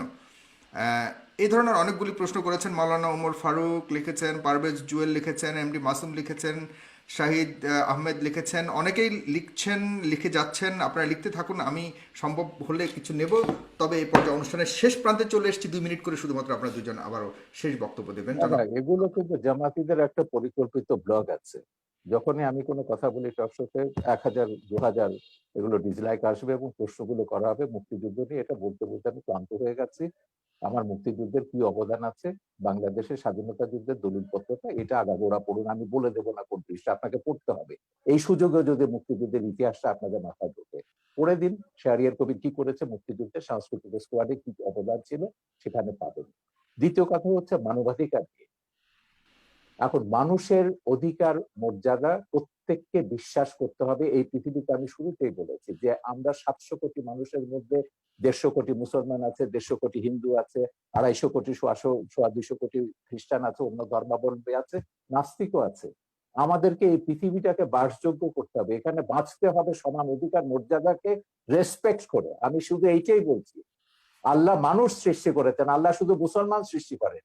এইটুকু অন্তত শ্রদ্ধাবোধটা স্রষ্টার উপর আপনার কোনো ডিরেক্ট কোনো প্রশ্ন রয়েছে কিনা একদম সম্পূর্ণভাবে, যেটা আপনি জানতে চান ডক্টর? না না, আমার কোনো প্রশ্ন নেই। আমি তো পরিষ্কার আছি, আমার অবস্থান সম্পর্কে আমি তো পরিষ্কার আছি। যারা বিভ্রান্ত তাদেরকে বলবো যে মানুষকে মানুষ হিসেবে মর্যাদা দিতে শিখুন। আল্লাহ বিচার করবেন কেয়ামতের পরে, কে দোজখে যাবে, কে বেহেশতে যাবে, কে কত পাপ করেছে, গুনাহ করেছে দুনিয়াতে। সেটাকে দুনিয়াতে আপনাকে এই যে জাগতিক শাস্তি, যেটা হচ্ছে ব্লাসফেমির যে কনসেপ্ট, এটা ইসলামের কনসেপ্ট না। কোরআনে কোথাও ব্লাসফেমির জাগতিক শাস্তির বিধান নেই। আল্লাহ নিজে শাস্তি দেবেন তাদেরকে, ব্লাসফেমাসকে। এখন সেইটাকে আপনি ইহুদি খ্রিস্টান আইনের দিকের থেকে এখানে ইমপ্লিমেন্ট করছেন, আল্লাহর অধিকার আপনি নিজের হাতে তুলে দিচ্ছেন। আমার কথা হচ্ছে বাংলাদেশে তো অন্য ধর্মের মানুষ আছে, 57টা দেশে মুসলমানরা মেজরিটি। এখন আমি যদি এখানে মেজরিটি রুল চাপাই, অন্যান্য দেশগুলোতে যখন তারা তাদের মেজরিটি রুল চাপাবে, সেই সব দেশের মুসলমানদের নির্যাতনের দায়িত্ব, ভারত বলুন, শ্রীলঙ্কা বলুন, কিংবা মায়ানমারের মুসলমানদের নির্যাতনের দায়িত্ব কিন্তু আমাদের মোল্লাদেরকে নিতে হবে। তারা যখন হিন্দুদের উপর, বৌদ্ধদের উপর নির্যাতন করবেন, রামুর মতো ঘটনা ঘটাবেন, নাসিরনগরের মতো ঘটনা ঘটাবেন, বা 2001 সালে নির্বাচনের সময়কার মতো ঘটনা ঘটাবেন। তো সেইটাই আমরা বলছি, আমাদের এখানে সব ধর্মের মানুষ সমান অধিকার মর্যাদা নিয়ে বাস করবে। সব ধর্মের মানুষ মুক্তিযুদ্ধে অংশ নিয়েছে। মুক্তিযুদ্ধে আমাদের কি স্লোগান ছিল, মুজিবনগর সরকারের পোস্টার দেখুন, বক্তৃতা দেখুন, নীতি নির্ধারকরা কি বলেছে, পরিষ্কার হয়ে গেছে। যুদ্ধের ভেতর দিয়ে আমাদেরকে আপনার কাছ থেকে জাস্ট 1 সেকেন্ড, 5 সেকেন্ড ভাস্কর্য নিয়ে আপনার বক্তব্য শুনতে চাই, যেটা অতি সম্প্রতি অনেক আলোচিত হয়েছে। যখন আমি মিশরে, তখন আমি মিশরে ছিল, মুসলিম ব্রাদারহুড যখন এটা নিয়ে একটা বিতর্ক, সালাফিরা বিতর্ক তুলেছিল, স্ফিংস থাকতে পারবে না। স্ফিংস এটা পৌত্তলিকতা এবং ভাস্কর্যতা। সেখানে একটা সুভেনির বিক্রি করতে একজন সুভেনির বিক্রি এবং বেশ লম্বা দাড়িওয়ালা, চোপ্পা পরা, এই সাথে হুজুর টাইপের। আমি সুভেনি কিনতে বললাম, আমি তুমি ওহাবিরা সালাফিরা ওহাবি না, সালাফিরা সেখানে বলছে যে কি এটা তো হারাম ইসে। বলে দেখো, এটা হচ্ছে আমাদের সংস্কৃতি। ধর্ম আর সংস্কৃতি এক জিনিস না। সংস্কৃতিটা হচ্ছে খ্রিস্টান মুসলমান নির্বিশেষে এটা সবগুলো আমাদের সংস্কৃতির অন্তর্গত। সালাফিরা দাবি করেছিল, মুসলিম ব্রাদারহুড তখন ক্ষমতায় ছিল, তারা সেটা ভাঙেনি। তিনি যে বলছেন যেসব দেশ খেলাফতের দিকে যাচ্ছে, বিশেষ করে তুরস্কের কথা তিনি উল্লেখ করলেন, হ্যাঁ তুরস্ক খেলাফতের কথা বলছে, একটা ভাস্কর্য ভেঙেছে, উল্টো তারা নাকি এখন বঙ্গবন্ধুর ভাস্কর্য বসাবে আঙ্কারাতে। এই হচ্ছে ইসলাম, যেটা এরদোয়ান তুরস্কে করছে। তুরস্কে আমি হযরত জালালউদ্দিন রুমির বিশাল ভাস্কর্য দেখেছি, অন্যান্য ইসলামিক সুফিদের ভাস্কর্য দেখেছি, ইরানে আমি সুফিদের ভাস্কর্য দেখেছি। তো ভাস্কর্যের সঙ্গে ইসলামের বিরোধ আছে, যেটা বলেন এটা সম্পূর্ণ রাজনৈতিক পক্ষপাতী।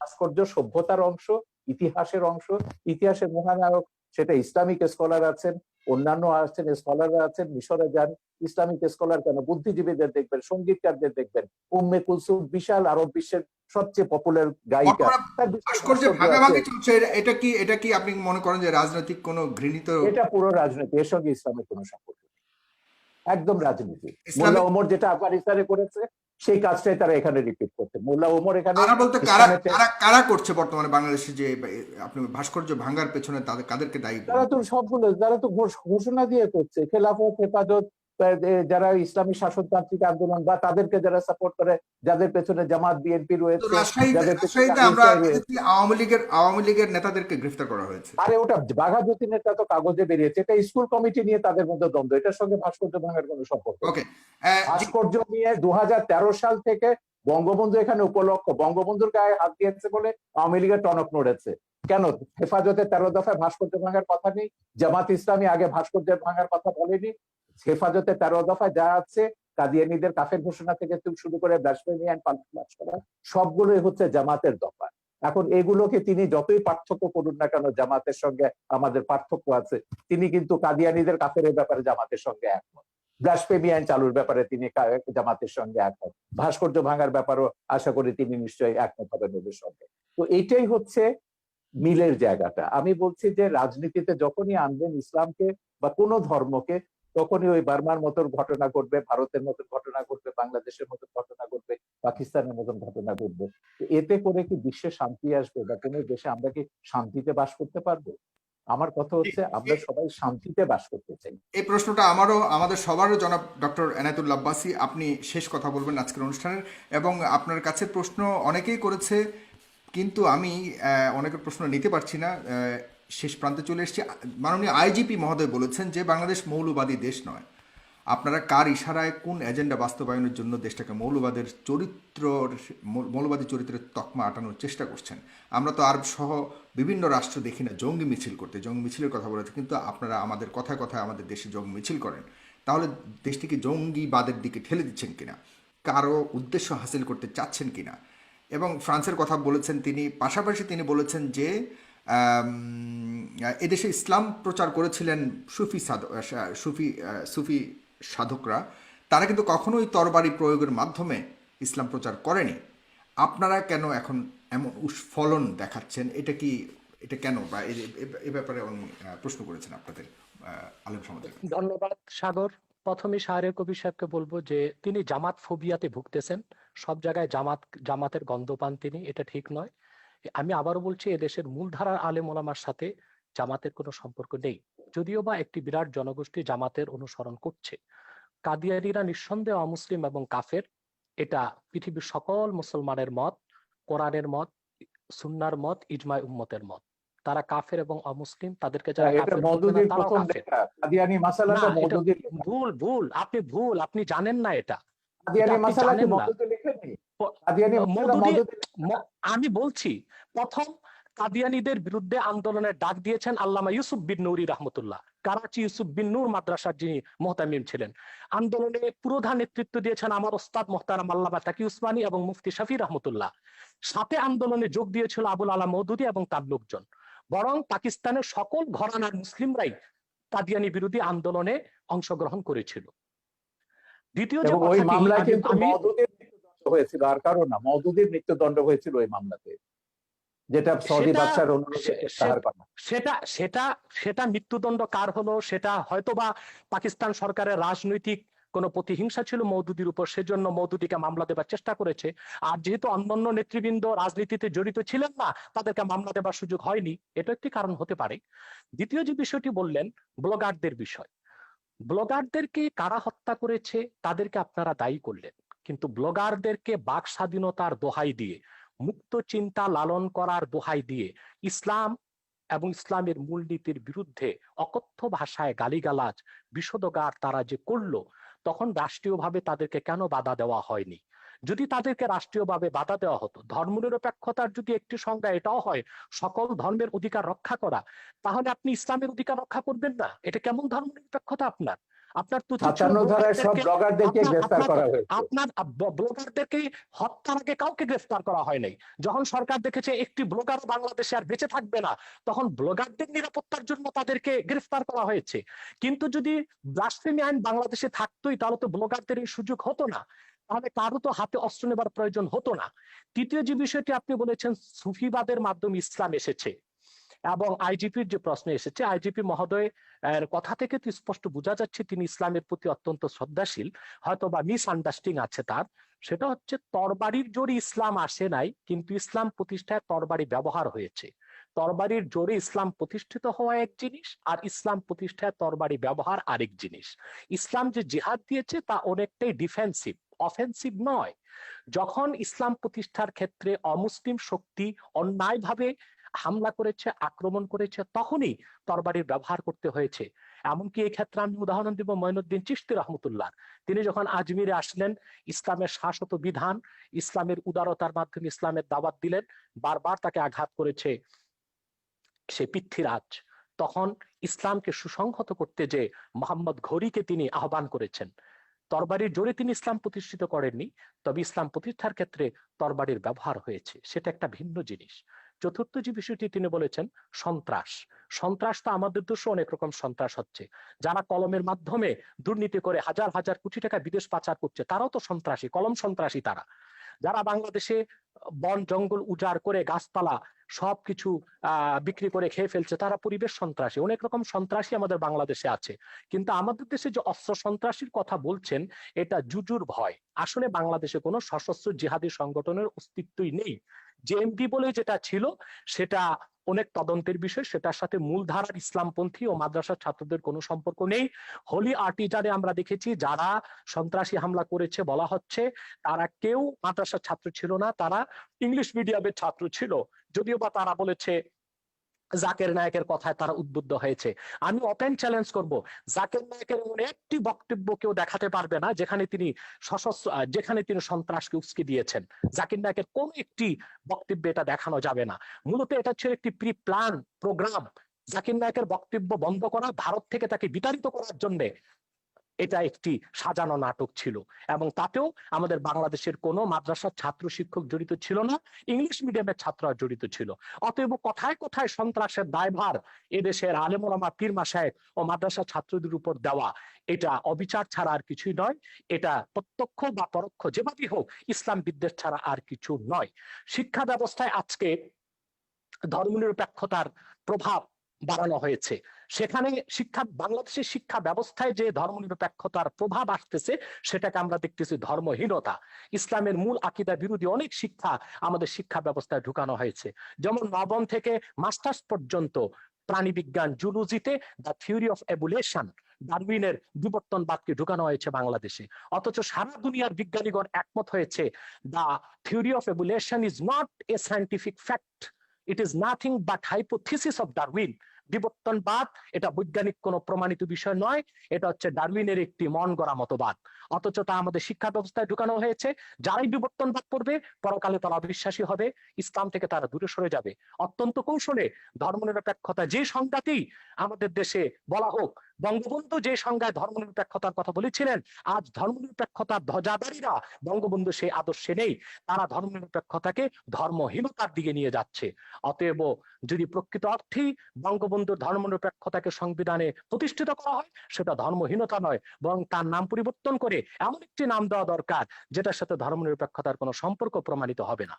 ধন্যবাদ সাগর ধর্ম আপনাকে। নিরপেক্ষতা বঙ্গবন্ধুর দেয়া নাম। সেকুলারিজম বাংলা তর্জমা তিনি ধর্ম নিরপেক্ষতায় করেছেন। রাষ্ট্র ধর্মের ব্যাপারে নিরপেক্ষ থাকবে, সব নাগরিক সমান অধিকার মর্যাদা ভোগ করবে, এটাই হচ্ছে বঙ্গবন্ধু ধর্ম নিরপেক্ষতার সার কথা। প্রত্যেক নাগরিক তার নিজের ধর্ম পালন করবে, জি, ধর্ম পালনের স্বাধীনতা থাকবে, কিন্তু আপনি আপনার বঙ্গবন্ধু ধর্ম আরেকজনের উপর জোর করে চাপাতে পারবেন না, না, আরেকজনকে হত্যার প্ররোচনা দিতে পারবেন না। বাংলাদেশে কোন মুসলিম চিন্তাবিদ ইসলাম ধর্মকে অন্যের উপর চাপিয়ে দেবার চেষ্টা করেননি, এর কোন নজির ওয়াজগুলো আপনারা দেখেন, দেখাতে পারবেন না। না না, ওয়াজ বা আমি প্রত্যেকটা নিজে ওয়াজে ওয়াজ তারা করি। আপনি আপনি ওয়াজ শুনেছেন না আওয়াজ শুনেছেন আমি জানি না। কোরআন সুন্নাহ বিরোধী যেটা হয় সেটা ওয়াজ নয়, সেটা আওয়াজ। বাংলাদেশে অনেক নিম্নমানের বক্তব্য বের হয়ে গিয়েছে, যারা গলাবাজির মাধ্যমে ওয়াজ করতেছে, সেটাকে আমরা ওয়াজ বলি না, সেটাকে আমরা আওয়াজ বলি। তাদের আচ্ছা, বক্তব্য দেলোয়ার অথেন্টিক হোসেন নয়। সাইদির ওয়াজকেও আপনি ওয়াজ বলবেন না? সাইদি আপনি সাহেব কি তো দেলোয়ার, দীর্ঘদিন যাবৎ ময়দানে নেই। তার উনি তো তার ওয়াজ দীর্ঘদিন যাবৎ কিন্তু ময়দানে নেই। ইউটিউবে আছে, তার বহু ওয়াজ ইউটিউবে আছে, আমার ছবিতেও আছে। বলুন তিনি একজন প্রকৃত ওয়াজকারী কিনা। তিনি বলেছেন যে অন্য ধর্মের মানুষকে হত্যা করতে, তিনি এটা আমি বলেছেন যদি কোন বক্তব্যে? আমি যদি দেখাতে পারি আমি তার এক বক্তব্য আমার শুনেছি, তিনি ছবিতে, আমি আমার আমি ছবিতে নিজে যেটা দেখেছি। আমি জি, আপনাকে বলি, এদের যে ওই যে মুফতি হান্নানের উপর যে ছবিটা বানিয়েছি, যে সাইদির একজন খুব ঘনিষ্ঠ অনুসারী ছিল যখন সে জামাত করতো, সে প্রত্যেকের নাম ধরে বলেছে, শামসুর রহমান থেকে শুরু করে হুমায়ুন আজাদ থেকে শুরু করে তসলিমা। আমি বলে দেখে লেখা পড়েছে, বলে না লেখা পড়েনি, কিন্তু আমাদের হুজুররা বলেছেন এরা ইসলাম বিরোধী, এরা মুরতাদ, এরা কাফের এবং এরা ওয়াজিবুল কাতাল, ওদেরকে যেখানে পাওয়া যাবে সেখানে হত্যা করতে হবে। এটা পড়ছে, এটা জিহাদ ছবিতে আমি দেখেছি।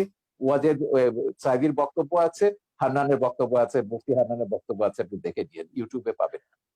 আমার মনে হয় দেলোয়ার হোসেন সাইদি সাহেব এতটা পাতলা কথা বলার লোক নয়, যদিও বা আমি তার অনেক বক্তব্য শুনিনি। তবে আমি তার একটি বক্তব্য দেখেছি, তিনি যখন বা ধর্ম মন্ত্রণালয়ের স্থায়ী কমিটির সদস্য ছিলেন, তিনি হিন্দুদের পূজা মণ্ডপও গিয়েছেন এবং তাদেরকে নিরাপত্তার ব্যবস্থা করেছেন, সেটাও তো প্রমাণ রয়েছে। তা আপনি এবং কিভাবে 71 বলবেন যে সালে তিনি হিন্দুদের কি করেছেন সেটা ট্রাইব্যুনালে প্রমাণ হয়েছে। 71 সালে তিনি হিন্দুদের উপর কি করে জোর করে তাকে মুসলমান বানিয়েছেন, তাকে পাকিস্তানিদের ধরিয়ে দিয়েছেন, ও সাক্ষীরা তো ট্রাইব্যুনালে এগুলো প্রমাণ করেছে। সেটা তো ট্রাইব্যুনালের বিষয়। কিন্তু দেলোয়ার হোসেন সাইদি সাহেব মানি ওয়াজ নয়, আর দেলোয়ার হোসেন সাইদি সাহেব মানি এদেশের আলেম ওলামা নয়। সেটা একটি বিচ্ছিন্ন বিষয়কে টেনে সকল আলেম ওলামা, পীর মাশায়েখ এবং ওয়াজ আমি নসিহতের উপর জানি যে সাইদির এভাবে যে দায় চাপিয়ে পপুলার দেওয়া উচিত ওয়াজকারী হবে না। আর কেউ নেই বাংলাদেশে। বাংলাদেশে সেটা তার যতজন ওয়াজকারী আছে সবচেয়ে পপুলার, সবচেয়ে বেশি ফলোয়ার হচ্ছে সাইদির, এবং আপনি বাসে টাসে সব জায়গায় সাইদির ওয়াজই শুনবেন। তো যাই হোক, তাতে আমার তো কথা আপনি হচ্ছে তাতে তো আপনি প্রমাণ আমার কথা করছেন হচ্ছে তিনি আব্বাসী সাহেব, জনপ্রিয়, তিনি এদেশের আব্বাসী মানুষের মন সাহেব, জয় করতে পেরেছিলেন। ঠিক আছে আব্বাসী সাহেব, আমার কথা হচ্ছে, আপনি আগেও বলেছেন আমি ইসলাম বা কোনো ধর্মের বিরুদ্ধে নয়, আপনি শান্তিপূর্ণভাবে ওয়াজ করুন, ইসলামে আহ্বান করুন, কিন্তু সন্ত্রাস, হানাহানি, একে মারো, ওকে ধরো, ওকে জবাই করো, এগুলো, এই হুমকি, রাষ্ট্রকে ইসে করতে হবে, এটা করতে হবে, জেহাদ করতে হবে, এই জেহাদ মানে তো এই যে উগ্রতা, এবং এই উগ্রতার কারণে আপনি কিন্তু ওই যে ইরাকের কথা বলেছেন, আপনি কোথায় ছিলেন আমি জানি না, ইরাকে যখন রাত্রেবেলা আমেরিকা আক্রমণ করলো, আমরা পরের দিন বিশাল মিছিল বার করেছিলাম ইরাকে আমেরিকার হামলার বিরুদ্ধে। এখন ইরাকে কি করেছে? ইরাকে তো একটা সেকুলার ইস্যু ছিল, ইরাক ছিল সাদ্দাম হোসেনের, এবং সেই সেকুলার কি ইস্যুর পরে করতো কি হলো, সেজন্য ইরাকে, মিছিল করেছেন। ইরাক, হ্যাঁ ইরাক তারপর তো একটা ইসলামিক রাষ্ট্রে পরিণত হলো, এখন তারা জিহাদ করছে। যাই হোক, আমরা আমেরিকার যত জায়গাতে জেহাদিদের, এই যে তালেবান, আল কায়দা, এটা আমার ছবিতেই আছে, আমেরিকা কি করে এদেরকে তৈরি করেছে, জেহাদকে, পলিটিক্যাল ইসলামকে কিভাবে আমেরিকা মদদ দিচ্ছে, এটা আমার ছবিতেই আছে। সোভিয়েত ইউনিয়নকে ধ্বংস করবার জন্য আমেরিকা পলিটিক্যাল ইসলামকে সবুজ বলয় তৈরি করেছে লাল বলয়ের পাশে। এইটা আজকে সর্বজন বিদিত সত্য। আমেরিকা এখন তৈরি করে, এখন তারা নিজেরা ফ্র্যাঙ্কেনস্টাইনের ভয় দেখছে, 9/11-এর মতো ঘটনা করছে। তো আমেরিকানদের বলেছে, জামাত ইসলামীকে তো এখনো তারা মডারেট ইসলামিক পার্টি মনে করে, এখনো জামাত প্রেম তাদের কাটেনি। পরশুদিন আমেরিকার স্টেট ডিপার্টমেন্টের সঙ্গে আমাদের একটা দীর্ঘ ওয়েবিনার হয়েছে। তো আমেরিকা বলুন, আমেরিকার শয়তানিও আমরা জানি, ধর্ম নিয়ে যারাই রাজনীতি করেছে তারাই সংখ্যালঘুদের উপর, মানুষের সমান অধিকার মর্যাদার উপর আঘাত করেছে। এগুলো আমাদের ভুলে যেতে হবে। আমাদের কথা হচ্ছে সমাজে সংখ্যা গরিষ্ঠ থাকবে, সংখ্যালঘিষ্ঠ থাকবে, আস্তিক থাকবে, নাস্তিক থাকবে। আমাদের কি করে আমরা শান্তিতে বাস করব, দেশটাকে এগিয়ে নিয়ে যাব। আপনি ধর্ম প্রচার করুন না, শান্তিপূর্ণভাবে ধর্ম প্রচার করার অধিকার তো সংবিধান আপনাকে দিয়েছে। বঙ্গবন্ধুর ওই যে ধর্ম নিরপেক্ষতার যে ব্যাখ্যাটা দিয়েছেন, সেখানে বলেছে প্রত্যেক ধর্মের মানুষ শান্তিতে তাদের ধর্ম পালন করবে, প্রচার করবার সব রকম স্বাধীনতা দেওয়া হয়েছে। কেন একটা ধর্ম আপনাকে জোর করে অন্যের উপর চাপিয়ে দিতে হবে? আপনি দাওয়াত দিন শান্তিপূর্ণভাবে, আমাদের কোনো অসুবিধা নেই। কিন্তু শান্তিতে যখন ধর্ম প্রতিপালন করার কথা তো বহু আগে, 1400 বছর আগে আমাদের মহানবী সাল্লাল্লাহু আলাইহি ওয়াসাল্লামও বলে গেছেন। আমার কাছে বলেছেন, আমি সেটাই বলছি, তো আমি সেটাই বলছি, মহানবী কেন, প্রত্যেক মহাপুরুষরাই বলেছে, কোরআনেও আছে, আল্লাহ প্রত্যেক জাতির জন্য তাহলে নবী কিছু পাঠিয়েছে। অশান্তিকে আপনি কোথায় দেখেছেন? আমি যদি বলি যখন রাজনীতির সঙ্গে ধর্ম যোগ ওয়ার্ল্ড করবে তখন কনটেক্সটে অশান্তি আসবে। উগ্রবাদের কারণ ওই যে পক্ষে উনি যেটা বলেন, আব্বাসী বাংলাদেশ সাহেব যেটা অনেক বললেন, অনেক ভালো অবস্থাতে আছে। জি। আমি তো জানি, আমি তো জানি সেইটাকে নষ্ট করবার জন্য তো তারা গৃহযুদ্ধের হুমকি দিচ্ছে এখন। বলেছে 2013 সালের চেয়ে ভয়াবহ ঘটনা ঘটবে যদি বাংলাদেশ থেকে এসব ভাস্কর্য ভাঙা না হয়, সরিয়ে না আনা হয়। গৃহযুদ্ধের হুমকিটা কারা দিচ্ছে? কারা দেশটাকে পরাজয়ের প্রতিশোধ দিতে চাইছে 71-এ? তো আপনি 71-এর পরাজয়ের প্রতিশোধ এখন নেবেন বাংলাদেশকে বললে ওমরের আফগানিস্তান বানিয়ে, আর আমরা চুপচাপ বসে বসে দেখবো? সেজন্য আমরা সরকারকে বলেছি, না, সময় এসেছে, কঠোর ব্যবস্থা নিতে হবে। এই দেশে ধর্মের নামে কোনো সন্ত্রাস অনুমোদন করা যাবে না, সেটা যে কোনো ধর্মের নামে। জি, জনাব আব্বাস সাহেব। জি, জনাব সাগর সাহেব, উনি যে কথা বলেছেন যে আসলে ওনারা যে ধর্মনিরপেক্ষ এবং অসাম্প্রদায়িক রাষ্ট্র চান, পৃথিবীর পৃথিবীর কোন রাষ্ট্রে সেই কল্পিত ধর্মনিরপেক্ষ রাষ্ট্র বাস্তবে নেই, অসাম্প্রদায়িক রাষ্ট্র নেই। সকল এবং অসাম্প্রদায়িকতা আপনাদের খিলাফত পৃথিবীর এবং কোথাও নেই, আছে, আমি খেলাফত দেখাচ্ছি, কোথাও আমি নেই। দেখাচ্ছি, আমি দেখাচ্ছি, আমি দেখাচ্ছি, খোলাফায়ে আমি রাশিদিনে দেখাচ্ছি, প্রমাণ হয়ে আমি গেছে যে দেখাচ্ছি, 3 জন আমি খলিফাকে আপনারা দেখাচ্ছি। হত্যা করেছে, শেষ করি, 3 জন আমি খলিফাকে আপনার কথা বলার সময় কথা মুসলমানরা বলি নাই, হত্যা করেছে। সেটাই বলছি, আমি সেটা বলছি, সেই কল্পিত ধর্মনিরপেক্ষ রাষ্ট্র, কল্পিত অসাম্প্রদায়িক রাষ্ট্র পৃথিবীর কোথাও নেই। যদি ধর্মনিরপেক্ষতা অর্থ এটাই হয় সকল ধর্মের অধিকার রক্ষা, তো বাংলাদেশে ব্লগাররা যখন তখন ইসলাম বিরোধিতা করে, সেটা ইসলামের অধিকারকে ক্ষুণ্ণ করা হয়, তখন ধর্মনিরপেক্ষতা কোথায় থাকে? ব্লগাররা বাক স্বাধীনতার নামে আল্লাহ রসুল মোহাম্মদ সাল্লাহ আলি সাল্লামের আরুষচুম্বী মর্যাদার বিরুদ্ধে বক্তব্য দেয়, তখন ধর্মনিরপেক্ষতার কনসেপ্ট কোথায় থাকে? অতএব ধর্মনিরপেক্ষতা যারা বাংলাদেশে করতে চায় তাদের উদ্দেশ্য হচ্ছে ইসলামকে ঠেকানো, এছাড়া আর কিছুই নয়। দ্বিতীয়, তিনি খেলাফত রাষ্ট্রের কথা বলেছেন। খেলাফতের কথা, খেলাফত হচ্ছে কি? খেলাফত হচ্ছে তানফিজু আহকামিল্লাহি আজ্জা ওয়া জাল্লা, ভূপৃষ্ঠে আল্লাহর বিধানকে প্রতিষ্ঠিত করা। আমি বলবো, যদিও আরবে রাজতন্ত্র প্রচলিত আছে, কিন্তু তা সম্পূর্ণ খেলাফত ভিত্তিক চলছে দেশ। সেখানে বেনামাজিকে 25 বেত্রাঘাত করা হচ্ছে, সেখানে যারা চুরি করছে তাদের হস্তকর্তন হচ্ছে, যারা জেনা করছে তাদেরকে সাঙ্গে সার করছে। এটা খেলাফত। যদিও নামে তা মুলুকিয়াত বা রাজতন্ত্র, যদিও সেটা রাজতন্ত্র, কিন্তু সেখানে খেলাফত আছে এবং খেলাফতের সব সুযোগ সুবিধা আরবের লোকজন গ্রহণ করছে। এবং আমরা দেখতে পাচ্ছি, সেখানে আমরা দেখতে পাচ্ছি দাম্মামে, জেদ্দাতে প্রচুর অমুসলিম খ্রিস্টান আছে, তাদেরকে আলাদা জায়গায় তাদের ধর্মকর্ম পালনেরও ব্যবস্থা দেওয়া হয়েছে। একটি খেলাফত রাষ্ট্রের সমস্ত সুযোগ সুবিধা প্রতিষ্ঠিত আছে, আমরা দেখতে পাচ্ছি আরবে। অতএব দ্বিতীয় আরেকটি বিষয়, খেলাফতের অনেকগুলো ধারা আছে। পীর মুরিদির মাধ্যমে ইসলামের যে দাওয়াত পৃথিবীতে ছড়ানো হচ্ছে, সেটাও খেলাফতের একটা অংশ। এবং খেলাফতের আরেকটা অংশ হচ্ছে দিনের উপর অটল অবিচল থাকা। অধিকাংশ মুসলমান দিনের উপর অটল অবিচল থেকে জীবনযাপন করছে। রাষ্ট্রীয়ভাবে খেলাফত প্রতিষ্ঠা, সেটা মাত্র 100 বছর যাবৎ পৃথিবীতে নেই। 96 বছর আগে অবসান ঘটেছে। অতি দ্রুত মুসলিম রাষ্ট্রগুলো আবার খেলাফত ব্যবস্থায় ফিরে যাবে। আপনি যে তালেবানের কথা বলেছেন, তালেবান সন্ত্রাসী, সে সন্ত্রাসীদের সাথে যুক্তরাষ্ট্র কাতারে চুক্তিবদ্ধ হয়েছে। এখন তো সে আফগানিস্তান আবার খেলাফতের প্রতি ধাবিত হচ্ছে। পৃথিবীর সুপার পাওয়ার আমেরিকা, অন্যান্য খ্রিস্টান রাষ্ট্রগুলো তা তো থামাতে পারলো না। ব্যর্থতা কি পুঁজিবাদের নয়? পৃথিবীব্যাপী সন্ত্রাসকে উস্কে দিচ্ছে পুঁজিবাদ, আর সেটার একমাত্র উদ্দেশ্য হচ্ছে ইসলামের রাজনৈতিক উত্থানকে ঠেকানো ছাড়া আর কিছু নয়। আর আমি অনুরোধ করব বাংলাদেশের বুদ্ধিজীবী সমাজকে, ইসলামকে বিভিন্ন নামে আপনারা অভিহিত করবেন না। রেডিক্যাল ইসলাম, মডারেট ইসলাম, এই নামগুলো ইসলামের ক্ষেত্রে আপনি প্রযোজ্য তো নয়। বলছেন ইসলাম মওদুদির একটি। আকীদাকে আপনারা ইসলাম বিরোধী মনে করেন, মওদুদির সেজন্য অনুসারীদেরকে সেটাকে আপনি ইসলাম বলবেন মুসলমান। কেন? সেটাকে ইসলাম বলবেন কেন? ইসলাম তো সেটাই, ওইটাই তো যেটা আমি আল্লাহ বলছি, দিয়েছেন, আপনি সেটা তো সেটাই। মওদুদিকে, আপনি নাম আপনি দিবেন কেন? আপনি সেটাকে নাম দেওয়া জামাতকে যাবে না। মুসলমান বলবেন না, ইসলাম আপনি ইসলাম জামাতকে ইসলামের মুসলমান বলবেন না, জামাতও আপনাকে মুসলমান মনে করে না। তো এই বিরোধটার মীমাংসা রাষ্ট্র কেন নেবে? আপনাদের এই না বিরোধের না মীমাংসায় না আমি কেন যাব? না না, আমি এটা রাষ্ট্র বলছি এখানে না যেতে তাদেরকে পারে না। মুসলমান মনে করি না, এটা বলা হচ্ছে না, কিন্তু তারা যে ইসলামের ব্যাখ্যা দিবে সেটাই ইসলাম, এটা আমি স্বীকার করব না। না না, এটা ইসলাম তো হাফেজি সেটাই হুজুর যেটা থেকে শুরু আল্লাহ করে, দিয়েছেন। এই ইসলাম হাফেজি তো হুজুর সেটাই থেকে যেটা শুরু আল্লাহ করে দিয়েছেন। 72টা ওলামায়ে কেরাম তারা বলেছেন মওদুদির অনুসারীদের পেছনে নামাজ পড়া হারাম। এগুলো ফতোয়া আমরা দেখেছি, মওদুদির বিরুদ্ধে ফতোয়া দেখেছি, মওদুদির পক্ষেও দেখেছি। এই বিতর্কে রাষ্ট্রকে জড়াবেন না, এটা আলেমরা নিজেরা নিজেদের মধ্যে ফয়সালা করুন। জি, আমরা এই বিতর্কটা রাষ্ট্রের মধ্যে আনতে চাই। আমরা অনুষ্ঠানের প্রায় শেষ প্রান্তে চলে এসেছি, শুধুমাত্র শেষ করতে হবে, আমার যেতে হবে সাগর ভাই। এক সেকেন্ডে 1 শুধু ঘন্টা প্রোগ্রাম আপনার। মন্তব্য করবেন জনাব এনায়েতুল্লাহ আব্বাসী, যে ভাস্কর্য বিতর্কে অনেকটাই আপনারা পিছিয়েছেন। অনেকে মনে করছেন আপনাদের হয়তো কিছুটা প্রাপ্তি যোগ হয়েছে। সেক্ষেত্রে এই পিছিয়ে আসাটাকে কি ধর্ম অনুভূতির মলাটে শুধুই প্রাপ্তি আর স্বার্থের রাজনীতি কিনা? চমৎকার প্রশ্ন করেছেন। আপনার উত্তরটি আমি দিচ্ছি। প্রথমে বলছি যে আমরা আহ, ইসলামের ব্যাখ্যা কোনো ব্যক্তি থেকে নিব না। আমরা ইসলামের ব্যাখ্যা নিব কোরআন থেকে, হাদিস থেকে এবং আইম্মায়ে মুজতাহিদিন থেকে, সালফে সালিহিন থেকে। অন্য কোনো ব্যক্তি বা অন্য কোনো ব্যক্তির কোনো ব্যাখ্যা আমরা যদি কোরআন সুন্নাহ মোতাবেক হয় সেটা গ্রহণ করব, নতুবা সেটা পরিত্যাজ্য। যে কথাটি বলছেন আপনি ভাস্কর্যের ব্যাপারে, যে ভাস্কর্যের ব্যাপারে আমার আন্দোলনটা ছিল অরাজনৈতিক বিরুদ্ধে, আর অনেকে করেছেন রাজনৈতিক ভাবে। পথে ঘাটে আপনি তারা করেছেন আন্দোলন বলতে কাকে করেছেন। বোঝাচ্ছেন? যে যারা হেফাজতের নেতৃবৃন্দ বা অন্য যারা করেছেন, তারা যেহেতু রাজনৈতিক দল তাদের, সেজন্য তারা রাজনৈতিক ভাবে করেছেন।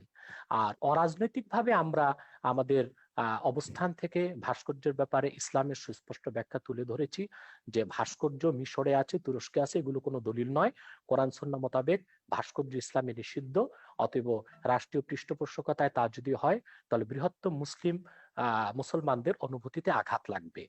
বাকি যারা রাজনৈতিক ভাবে একটু নমনীয়তা অবলম্বন একই করছেন, একই কথা আমি বলেছেন বাবুনগরী, এরা মামুনুল হকরা কিন্তু একই কথা বলেছেন আপনি যেটা বলছেন।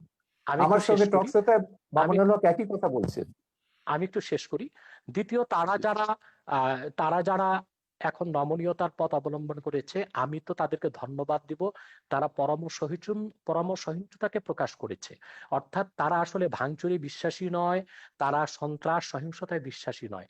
তারা রাজনৈতিক ভাষা, আন্দোলনের ভাষায় সরকারকে মেসেজ দিয়েছে যে দেশের অধিক সংখ্যক মুসলমান ভাস্কর্যকে চায় না, অতএব ভাস্কর্য না করা হোক, এটা মুসলমানদের অনুভূতির প্রতি শ্রদ্ধা দেখানো হোক।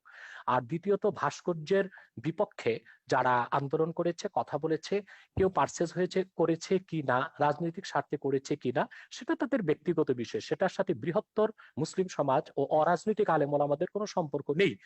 অরাজনৈতিক আলেম ওলামা ও বৃহৎ স্বার্থে যে এদেশের বৃহৎ মুসলিম সমাজ যে বিরোধিতা করছে, তা একান্তই ইসলামের অনুভূতি থেকে। দ্বিতীয়ত, যারা নমনীয়তা এখন অবলম্বন করছে, আমি তো শুনতে পেরেছি যে স্বরাষ্ট্রমন্ত্রী মহোদয়ের সাথে তারা সাক্ষাৎ করেছেন এবং স্বরাষ্ট্রমন্ত্রী মহোদয় তাদেরকে আশ্বাস দিয়েছেন যে অনতিবিলম্বেই সরকার আলেম ওলামার সাথে বসবেন এবং সুন্দর একটি সুরাহা বের করার চেষ্টা করবেন। যদি রাষ্ট্রের পক্ষ থেকে এই ধরনের আশ্বাস দেওয়া হয়, সেখানে তো আর আন্দোলন করে মাঠ গরম করার কোনো প্রয়োজন নেই। অতএব ওলামায়ে কেরাম যারা এখন শীতলতা অবলম্বন করেছেন, আমি মনে করি তারা প্রজ্ঞার পরিচয় দিয়েছেন। জি, অনেক ধন্যবাদ জনাব শাহরিয়ার কবির। আপনি অনেক ব্যস্ততার মধ্যেও আমাকে সময় দিয়েছেন, ফেস দ্য পিপলকে সময় দিয়েছেন। আপনাকে আবারও নেক্সট টাইম অন্য একটা অনুষ্ঠানে আপনাকে আশা করছি। এই বিতর্কের অবসান আমরা সবাই চাই, আপনি যেমনটা চান আমরাও চাই। এই দেশ শান্তির দেশ, এই দেশের 30 লক্ষ শহীদের রক্তের বিনিময়ে অর্জিত এই দেশে আমরা কোনোভাবে কোনো বিভেদ, কোনো আমাদের মতামতের মধ্যে, আমাদের জীবন ধারা পরিচালনার মধ্যে, জীবন ব্যবস্থার মধ্যে কোনো ধরনের বিভক্তি থাকুক, এটা আমরা কখনোই চাই না। আমরা সবাই সমানভাবেই চলতে চাই। তবে কিছু কিছু কনফ্লিক্ট যেগুলি আমাদের মনের মধ্যে আছে, সেগুলি এই ধরনের আলোচনার মাধ্যমে অনেকটাই পরিষ্কার হয়ে যাবে আমি মনে করি। এবং আশা করি আমরা সামনের বঙ্গবন্ধুর, জিয়াউর রহমানের এবং অন্যান্য যারা বড় বড় ব্যক্তিত্বরা যে এই দেশকে স্বাধীন করার জন্য জীবনকে উৎসর্গ করেছেন, তাদের যে চাওয়া ছিল সেটা পরিপূর্ণভাবে সফলতা অর্জন করবে আমি বিশ্বাস করি। তো সুতরাং এই অনুষ্ঠানটিকে আপনারা অবশ্যই নিজেদের টাইমলাইনে শেয়ার করে এবং আমাদের ইউটিউব চ্যানেলটিকে অবশ্যই সাবস্ক্রাইব করে আমাদের অন্য অনুষ্ঠানগুলি দেখার আহ্বান জানিয়ে আজকের এই অনুষ্ঠানটি এখানে শেষ করছি। জনাব ডক্টর এনায়েতুল্লাহ আব্বাসী, আপনাকে অনেক ধন্যবাদ। আপনি অসুস্থ আমি জানি আজকে, তবু আপনি এসছেন, এটা একটা বিশাল প্রাপ্তি আমার জন্য, আমার অনুষ্ঠানের দর্শকদের জন্য অনেক বড় প্রাপ্তি। আপনি অসুস্থতা নিয়েও জনাব শাহরিয়ার কবিরের সাথে বসবেন বলে আপনি এসছেন। এতে হাজারো লাখো লাখো আজকের মানুষ যারা দেখেছে, তারা অনেক আপনার প্রতি অনেক কৃতজ্ঞতা আমার পক্ষ থেকে, তাদের পক্ষ থেকে আমি জানাচ্ছি আপনার প্রতি কৃতজ্ঞতা। ধন্যবাদ, ভালো থাকবেন। শাহরিয়ার কবির, জনাব শাহরিয়ার কবির ভালো থাকবেন, সুস্থ থাকবেন। ডক্টর এনায়েতুল্লাহ আব্বাসী সুস্থ থাকবেন। খুদা হাফেজ। ধন্যবাদ।